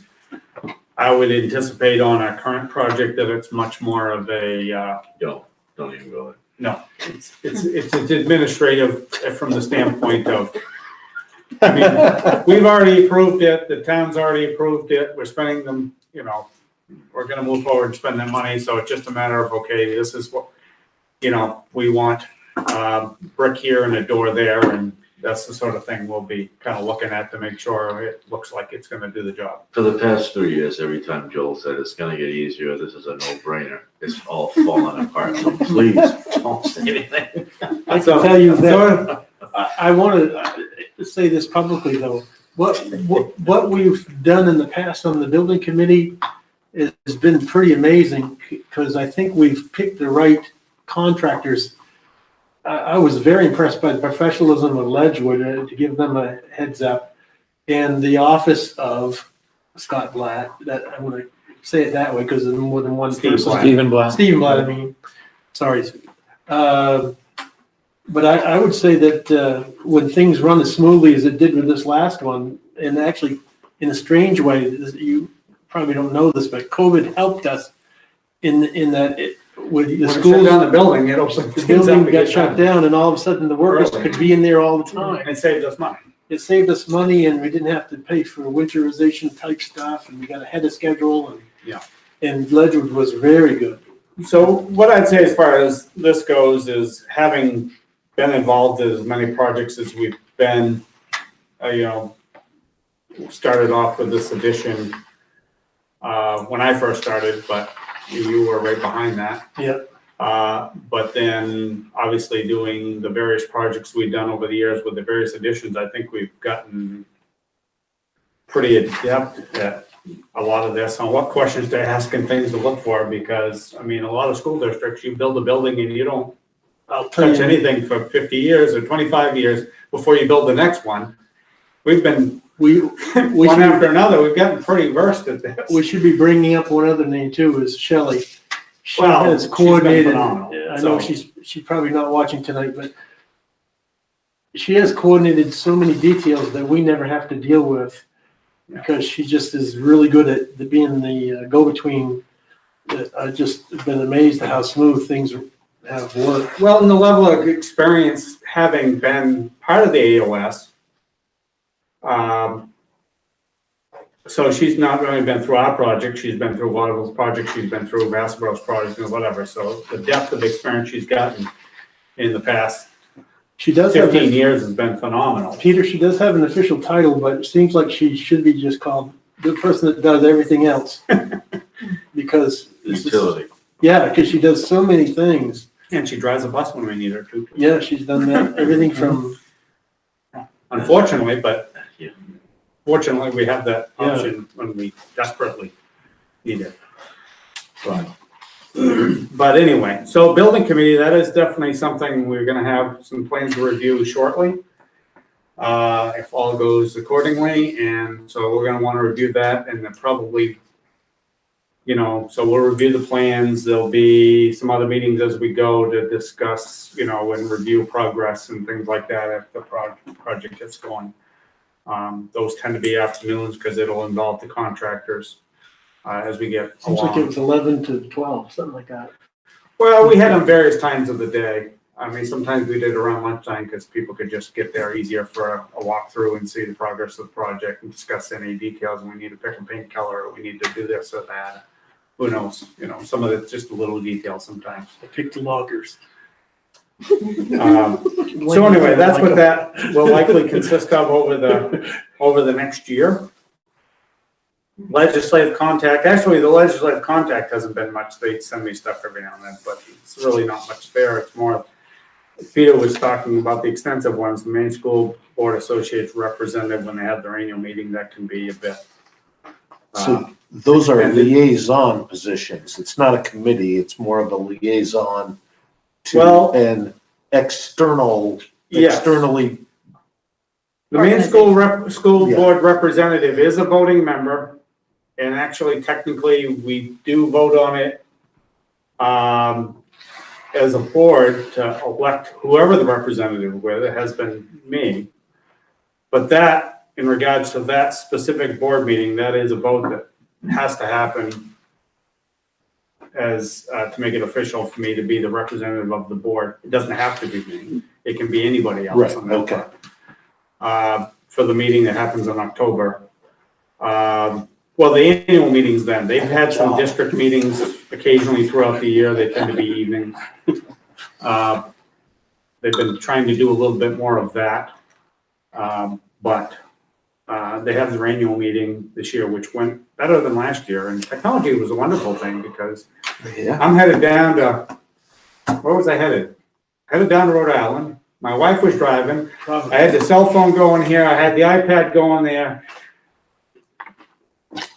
Because I had to have two devices because I had to have one for voting and one to watch the presentation. Yep. Which, because it was all virtual, but it's amazing technology that I could do that while we're driving to Rhode Island. So I pretty much spent the whole trip doing that. Well, you didn't have with the headphones on, so I didn't drive my wife nuts, but that's kind of how that went. So that's what that consists of. There's an annual meeting. Typically, it has been in the past when it's been live, it's been on the Friday afternoon of the Maine School Management Annual Conference, which usually Friday afternoon, but lately they've been virtual, and it was a Friday the previous year, and it went terribly long. They got better this year, and they did it on a Saturday. So,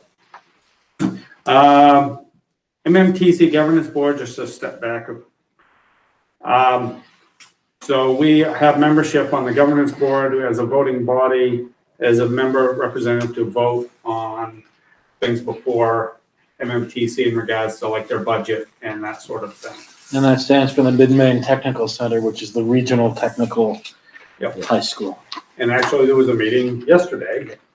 There wasn't anything voted on, but they're working on putting the budget together, and, you know, you see things such as enrollment numbers and trends, and they get talking about where they think they might, you know, they eliminated the auto body program, they added the outdoor, what do they call it? Resource. Outdoor resource. Outdoor resource. So those who want to, you know, learn to have a career in Game wardens, that kind of stuff.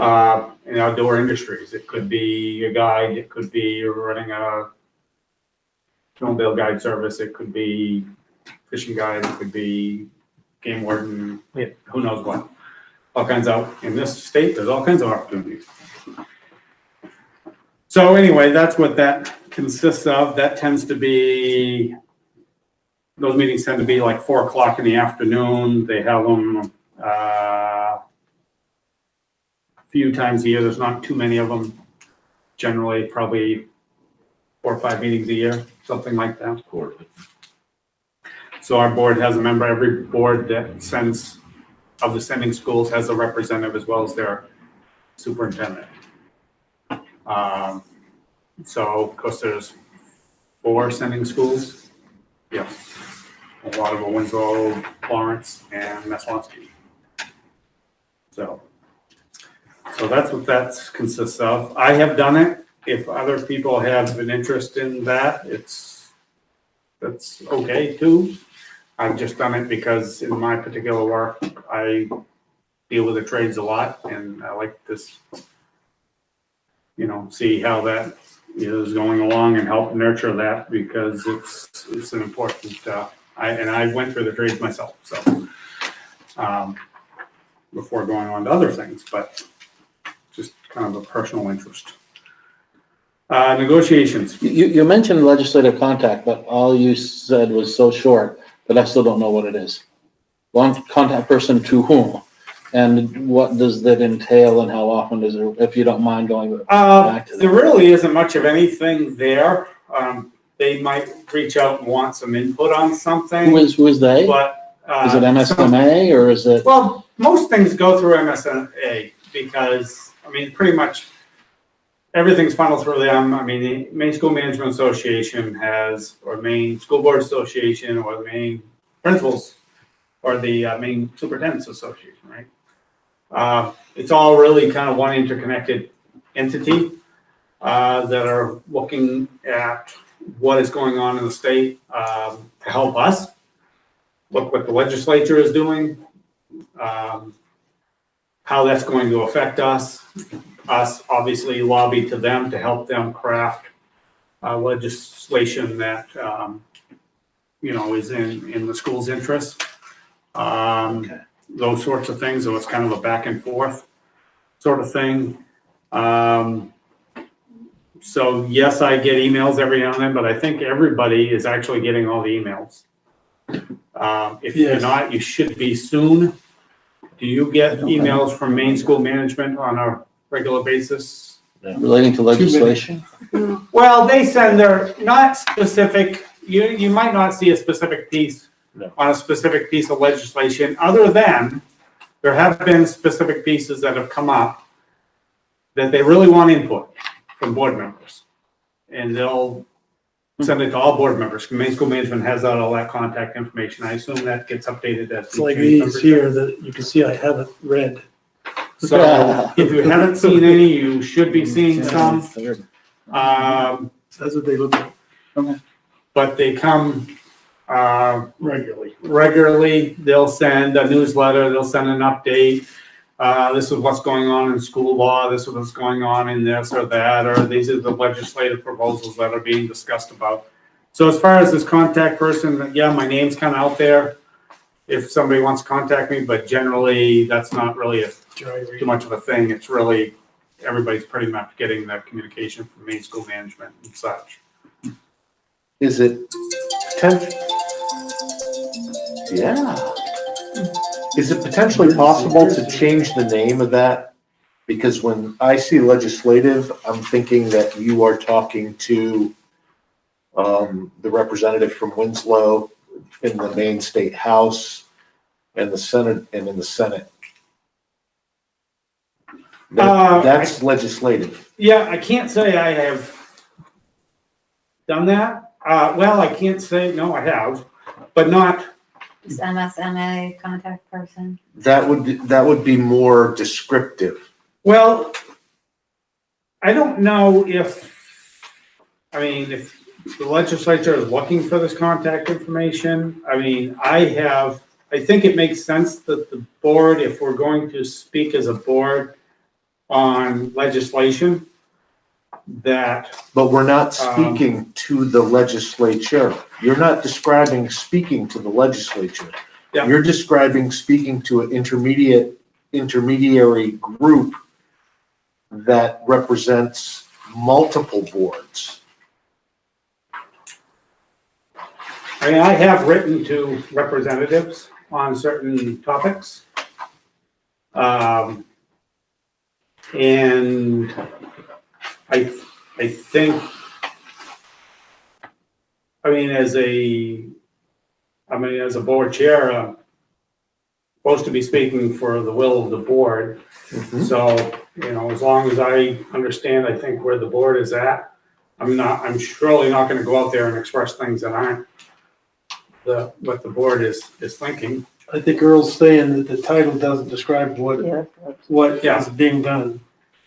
I don't know, does Maine School Management have a list for this particular purpose that they share with Well, the legislature? Or a representative within, or a local representative? well, as you alluded to, you had school management, Maine School Board Association, all of those pieces are organizations of MSMA. MSMA. So, It's more of an MSMA liaison. Some committee I was on, But as board chair, it almost seems that that's a natural thing anyway. No, absolutely. Remember, Maybe committee it doesn't that need a was. title, it just, it been a long defaults a time. default position. I don't. well, the funny thing is about it, and I think the reason why it says legislative is because there are a lot of sanctions and sections and laws and things that come into play that impact schools, including funding, including other things that will run through the legislative body potentially. So I think that's probably why that was given that name. Not so much because you're having conversations with your area legislators. However, that would be a function of the rep to send a letter to the area legislator saying, as this is how this bill will impact our school district with certain funds. So I go either way. I can see why it's listed that way, stated that way. The legislature has been pretty active over the last few years, particularly on educational law. I'm just coming at it But, with my civics hat on. yeah, And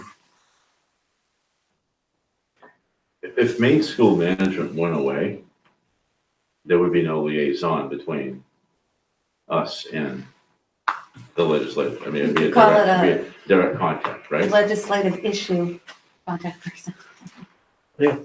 Or MSMA/legislative contact person, just That- to kind of clarify what that what it works. is, that works. that's a good point. Maine Yeah. School Management. I mean, I just, when I see legislative contact, I think that that's somebody who's calling into the chief of staff for Right. a legislator. Yep. Yep. For direct input. okay. So we'll make a MSMA/legislative contact. Thank you. But we got emails from Maine School Management. I guess in the short term for our new members, I guess if emails show up, I can forward them to you. And if you get to the point where you're seeing from me and also from them, just let me know that you're getting double duty and I'll not send them. There's an Wow. icon. Do you folks, there's an icon. It says you can go to the apps, it's MSMA. You can download that and you'll have all of the information from MSMA to your phone. That has the offices, that has the events, that has all of that, if you're interested in that. A few years ago, they just started showing up on my phone. So I think it was when we got rid of the AOS and we switched to Winslow. I think that was about when it started showing up, because before that, I never got them. Because it was probably just going to the AOS board. Right. Which I was an alternate on, but never Yeah. voted. It's a good resource if you're interested. So MSMA does a lot of good work and, we've had a lot of input from Steve Bailey and such. I mean, decades of experience in that organization. God. That does a lot of helpful stuff. We're coming up on 8:00, and I know negotiations committee is important because of everything that's, Yep, well, we only get that one in technology, so Oh, yeah. why don't we do technology first, because negotiation technology, I mean, we have Will sitting over here, but he chairs that committee. Will can probably explain better what that technology committee does. Yeah, and we meet once a month in the afternoon.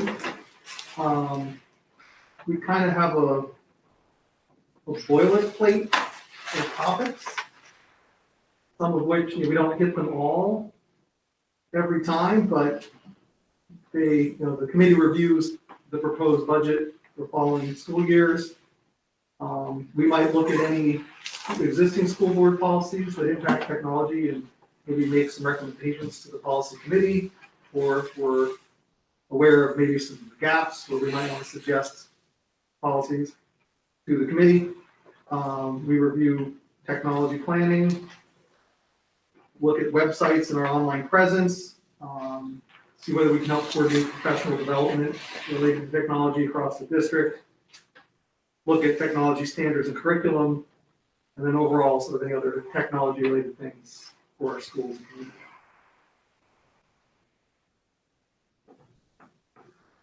good. Right?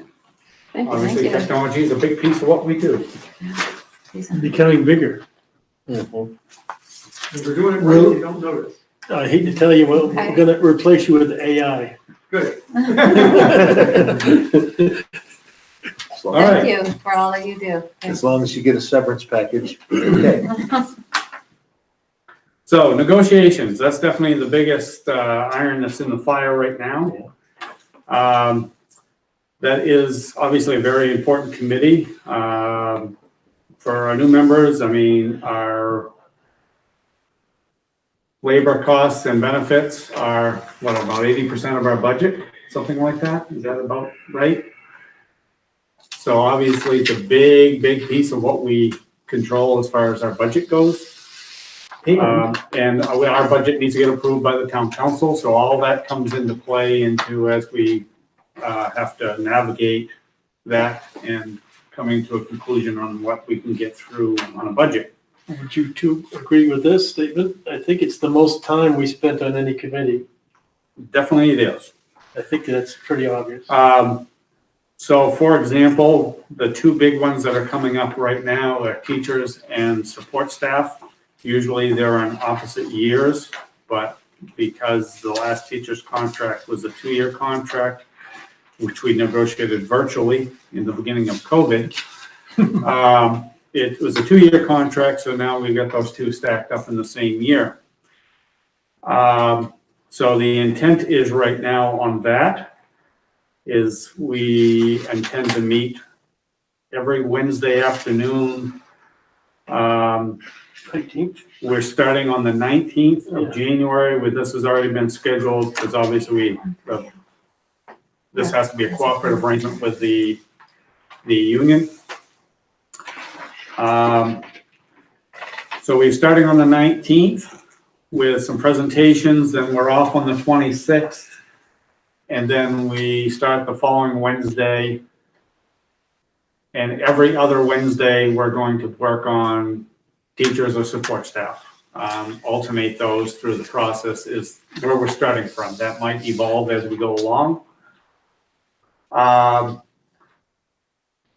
think we're meeting at like 2:30 in the afternoon, something along that lines. Sometimes we have to, aside meetings from them, we have meetings either before or other meetings where we have to meet as a negotiations committee to discuss what we're doing, what we're going to present, what we think about what's been presented to us, so that we're not taking time away from when we're meeting with them. Executive committee, the committee. Well, we'll have caucuses during those meetings, but that's, but if you're going to have extensive conversations, you really need to do it outside of that day, generally.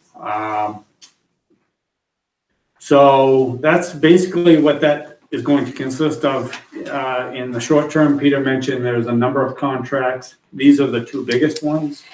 Beyond that, you have janitors, you have administrators, you've got bus drivers, secretaries. So there's a lot of little contracts. Those tend to be far simpler than obviously the big contracts. One of them was really easy.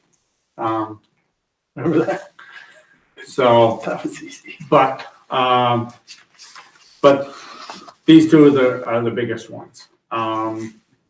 It's great to have, John and I have been at it for quite a while, and there's something to be said for longevity because you get reoccurring topics that come up every 3 years sometimes. Or at least you know the history on how you got to where you are. You should let them know that the negotiating committee we have our side, but they have a committee as well. Well, right, they have their own committee, of course, that's representing their membership. Obviously includes their president, which is Mike Thurston currently, and I don't know all the members off the top of my head of their committee, but we tend to have good negotiations. Sure, we reach points where we're kind of stuck in, but we tend to figure out how to make it work in the end, and it doesn't where everybody's leaving the room upset. So The most surprising part from before I ever was on these committees I thought it was totally about money, money, money. The wording of the contracts takes so much time to negotiate. Sometimes it's just, remember how many hours we spend on like two words? Language is big, and I've had the experience of dealing with contracts in my workplace, so I've been through a lot of negotiations between this and that. So that was the biggest surprise to me. So that's how much time interesting. But language is everything, because two words can change the whole context of Do something. we have legal counsel? Yes. Okay. We have legal counsel where we need it. We have to spend money to get them. There's also opportunity Throw that in for your budget next. some training and input for main school management. They help support these things. They do an awful lot on that with their annual conference too. They do it regularly, so you can learn about trends and upcoming topics in negotiations relative to law changes and how that might change what you need to have on your contracts, or why the union might be interested in a certain thing or whatever too, or maybe we're interested in a certain thing. But that would be good for somebody with a flexible schedule, because it's every Wednesday for the next few months around 2:30. It ends up, because of schedules, Yes. it ends up being, we've had a lot of changes in the past too. And because there is a legal obligation for us to meet with them. They've legally notified us that they want to negotiate a new agreement. And so there's a lot of, national labor relations law related to that. And so we can't say, well, we don't have time to meet with you. So we have to meet with them. And it's quite cooperative. I know in some districts they have bigger issues bigger conflicts, and hopefully we don't get there, and we haven't in my experience, so. But you also must say that depending on the people you're dealing with, because we've had, I'd say 4 different people that have kind of been like the, what's their title? But their representation, I mean, Yeah. you know, obviously, Get quite a the variety. negotiation committee, obviously, whatever we negotiate is gonna come back to the board. But the negotiation committee also has to have, are the people in the room, and you can't, they wanna negotiate with the people that's in the room, not, so we need to understand the gist of the board, but in the end, you don't know, I mean, I've done this, like I said, inside and, and in my workplace and such. Unless you're in the room, you don't know all the nuances of what goes on and such, so, so the board has to trust this negotiating committee to get to an end that the board, is going to favor. Because obviously if it doesn't, that's a disaster, There's one more quite factor, honestly. is a time crunch, because by the time negotiations, it always ends up that we're trying to get in the meetings before the budget. Yeah, I mean, Because we literally have to have that number to insert, so we end up, well, we build in some numbers into the budget but there's a lot of moving parts within the budget, within the negotiations, retirements, all kinds of things that change the numbers to a degree, but, obviously teachers are looking for, an individual teacher, for example, is they're, interested in what their part is and, it's then, sure, say look at it as a whole as well, of course, but, it impacts the individual and it impacts the group. And there's a lot of moving parts between now and the time you finish it that can affect, the monetary aspects of that and what it means to the budget. So we do the best we can to kind of, to do that. Is our goal tonight, because it is 8, I didn't know what Yes. time we're planning on wrapping up, to have people say what committees they're interested in joining, or what's the goal? Yeah, we do need to at least Okay. hit some of them. We don't necessarily need to hit all of them. So that's the gist on the negotiation committee. Obviously, that's the biggest commitment right now. So that's probably where we need to start, quite honestly, because we definitely need to have a position there because we're starting there in a couple of weeks, or in a week. Yeah. Tomorrow. Go for it. I'm interested in serving. I think John's interested in serving. We'd like to have another member. you definitely, it's a big time commitment. I would be interested in serving, but I'm vice president of the library board, and we meet the 3rd Wednesday of every month. So our meeting is the 19th.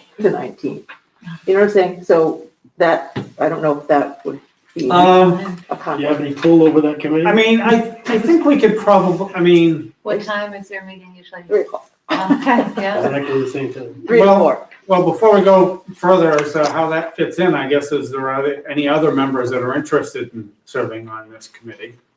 Very interested, not available. Okay, Right, well, full-time right, job, yeah. it all goes together. I'm pretty flexible. Yeah. So,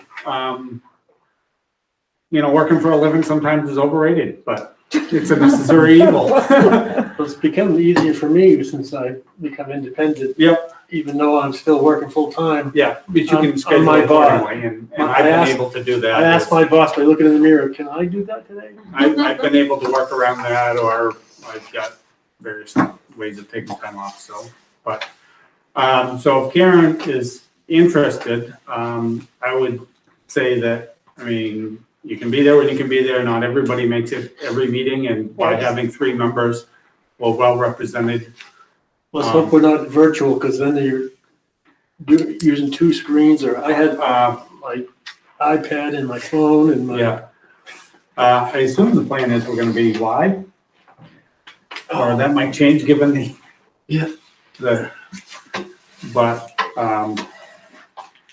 anyway, yeah, I think if you're interested in serving, if you can't make one Wednesday a month, then it might happen to be on an off day, or it might be, you can't make it. Do the best you can. Well, Short of I'm just that, throwing that out there. If you all in any way think that that's kind of gonna be a derogatory piece to the whole thing, then I won't. No, I don't think so. And they have conflicts in their membership as well as who can show up every week so, we can fill you in on what's happened when meetings that you miss. yeah. It's usually like an iceberg. It moves slowly, but it's a big thing. And So it it'll might be be, the three of you? That's the plan? I think that, We're the only ones interested, right? Action Yeah. this day. Okay, move on. so Okay, yeah. we'll move that one on. Next. All right, so, Can you meet here? Good Um, question. I mean, in the superintendent's office. so we'll get you info on that. So, all right, so we'll get that.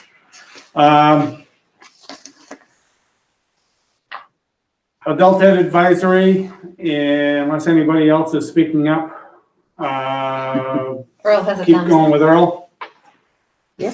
Okay, And I just all right. want to clarify, we want to call that liaison. to Liaison, Adult yep. Ed Yep. Advisory, is that correct? Yep.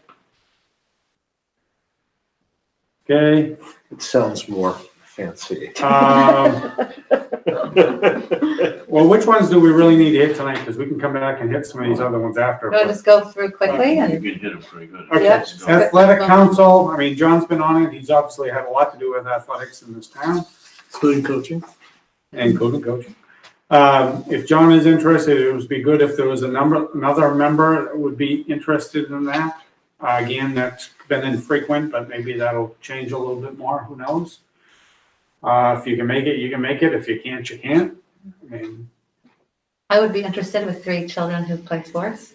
okay, There you go. so we'll put Meg. Let's hope it's a regular meeting. Okay, so Meg is it? Yeah, I just want to clarify, we want to call this the Athletic Advisory Committee. Correct. Yep.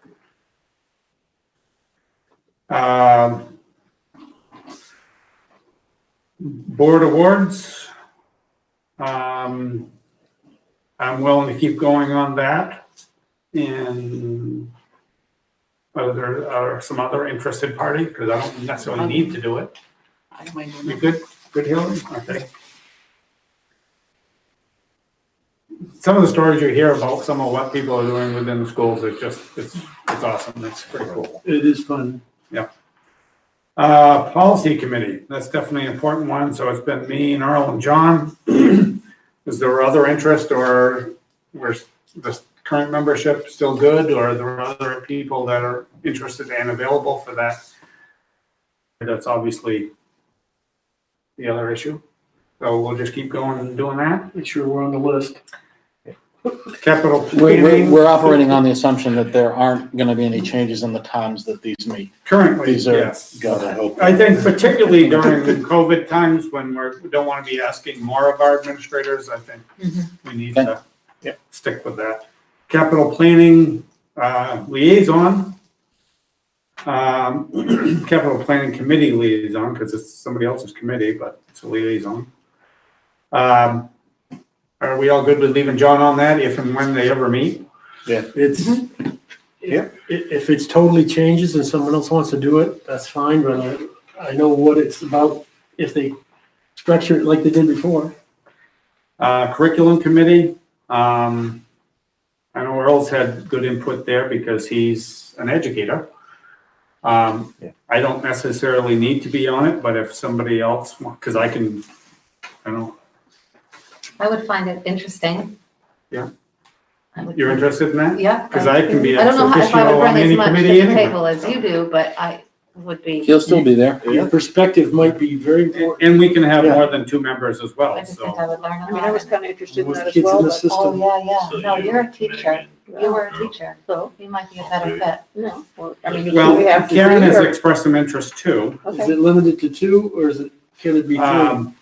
Or is it As long as committees? it's not a majority, you can. As long as it's Can't not a have 4. majority. You can't have 4 because then, I'll step back from that then. no, huh? 1, 2, 3. I thought you wanted to do it too. I'm not on that committee. It's fun. Yeah. Teachers are a good pick, So what do we have? parents are too. So I think we have Karen, Earl, and Meg. Yeah. Good. Okay.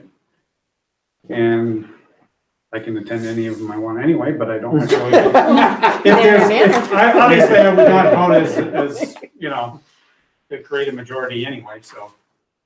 And, but that's okay, that's. Dropout prevention. So we just need a Two representative. times a year for I can that. schedule easily. All right, so we do Jay, I would be interested in that one as well. okay. I'll give you ideas. Does two work for that? I've Peter? got ideas. Courseware. Yep. Okay, Is that Meg? Jay and Meg.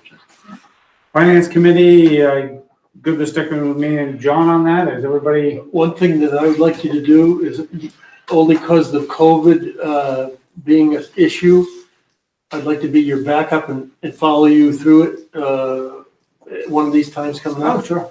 Just so that if something happens to you, It's pretty straightforward. I know, I know because I've done the same thing in the past, but So when I plan on going in and signing someone of these, just let I'll me just know. email you a text or whatever, and Yeah, we'll see if we can meet. And, Because I'd like to be your backup if something yeah, happens.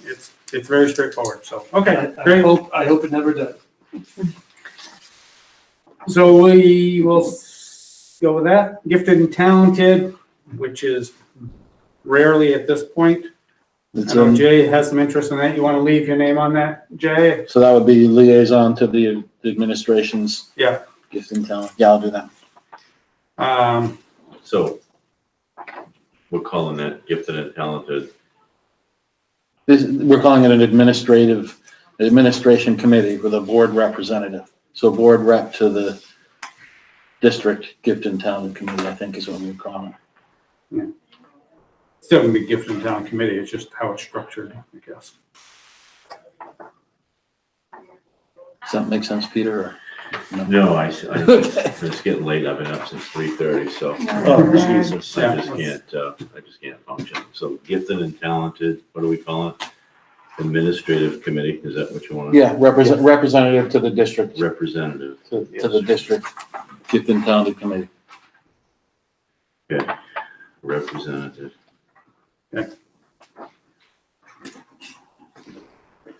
Okay, building committee. I'd just soon be involved since I've been in so many so far. On various building projects, I should say, not the different. It's up my alley because I've been in the building trade not trade, but building for 4 years. So I guess Yep. I'll stick with that. I mean, yeah, definitely having, you know, various experiences is helpful. So who else, if we get anybody else that's interested in serving, learning? It should, I don't know. What is it? Okay. So can I go back to that? It depends on gifted and what's being talented? built. Yep. Coming up, it could be Is that just pretty regularly. Are you? No, I'll still With be this- there too. Addition to the elementary school, and the problem is that the 11 o'clock meetings are the I mean, we've got, toughest. if John and I do it, that's fine. If there's a third person who's interested I in, would, yeah. For a living, excuse me? my job is commercial finance and I Yep. do large commercial projects and Perfect. go through the monitoring and budget. And Oh, So- So you have good experience you can bring to the Maybe a forefront. clerk at That's a works. good thing. And, Yeah. all right, so we'll put Meg in for building committee with John and myself. The MSMA legislative contact person will continue to be me. MMTC governance board, is anybody got a burning interest to do that? Again, that's, you know, roughly 4 or 5 meetings a year.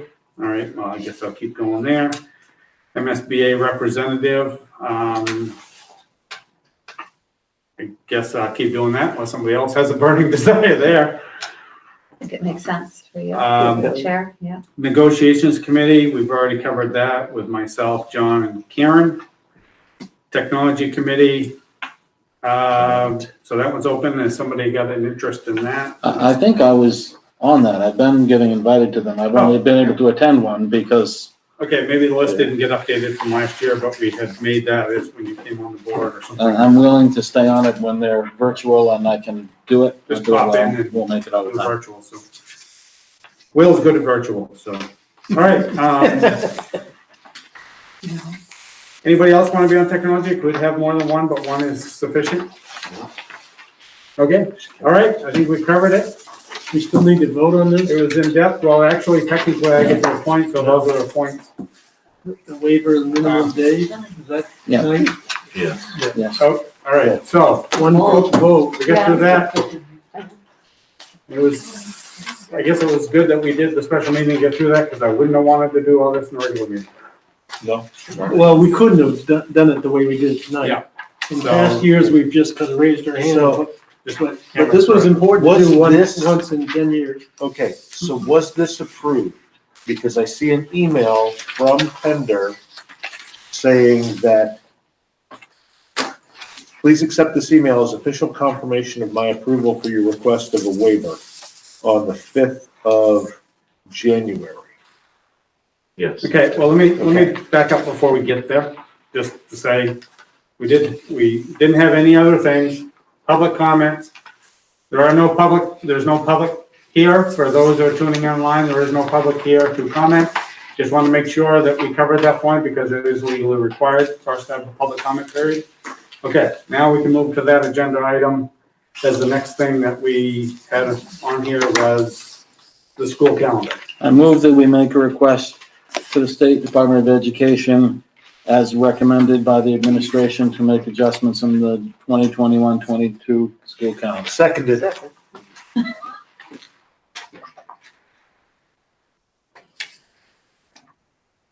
Okay, does that suffice for all our Well, then you just, needs? all those in favor? Well, we'll have to vote, but. Yeah, okay. well, Yes, Peter's the writing. motion has to be Minutes. correct Okay. to be official.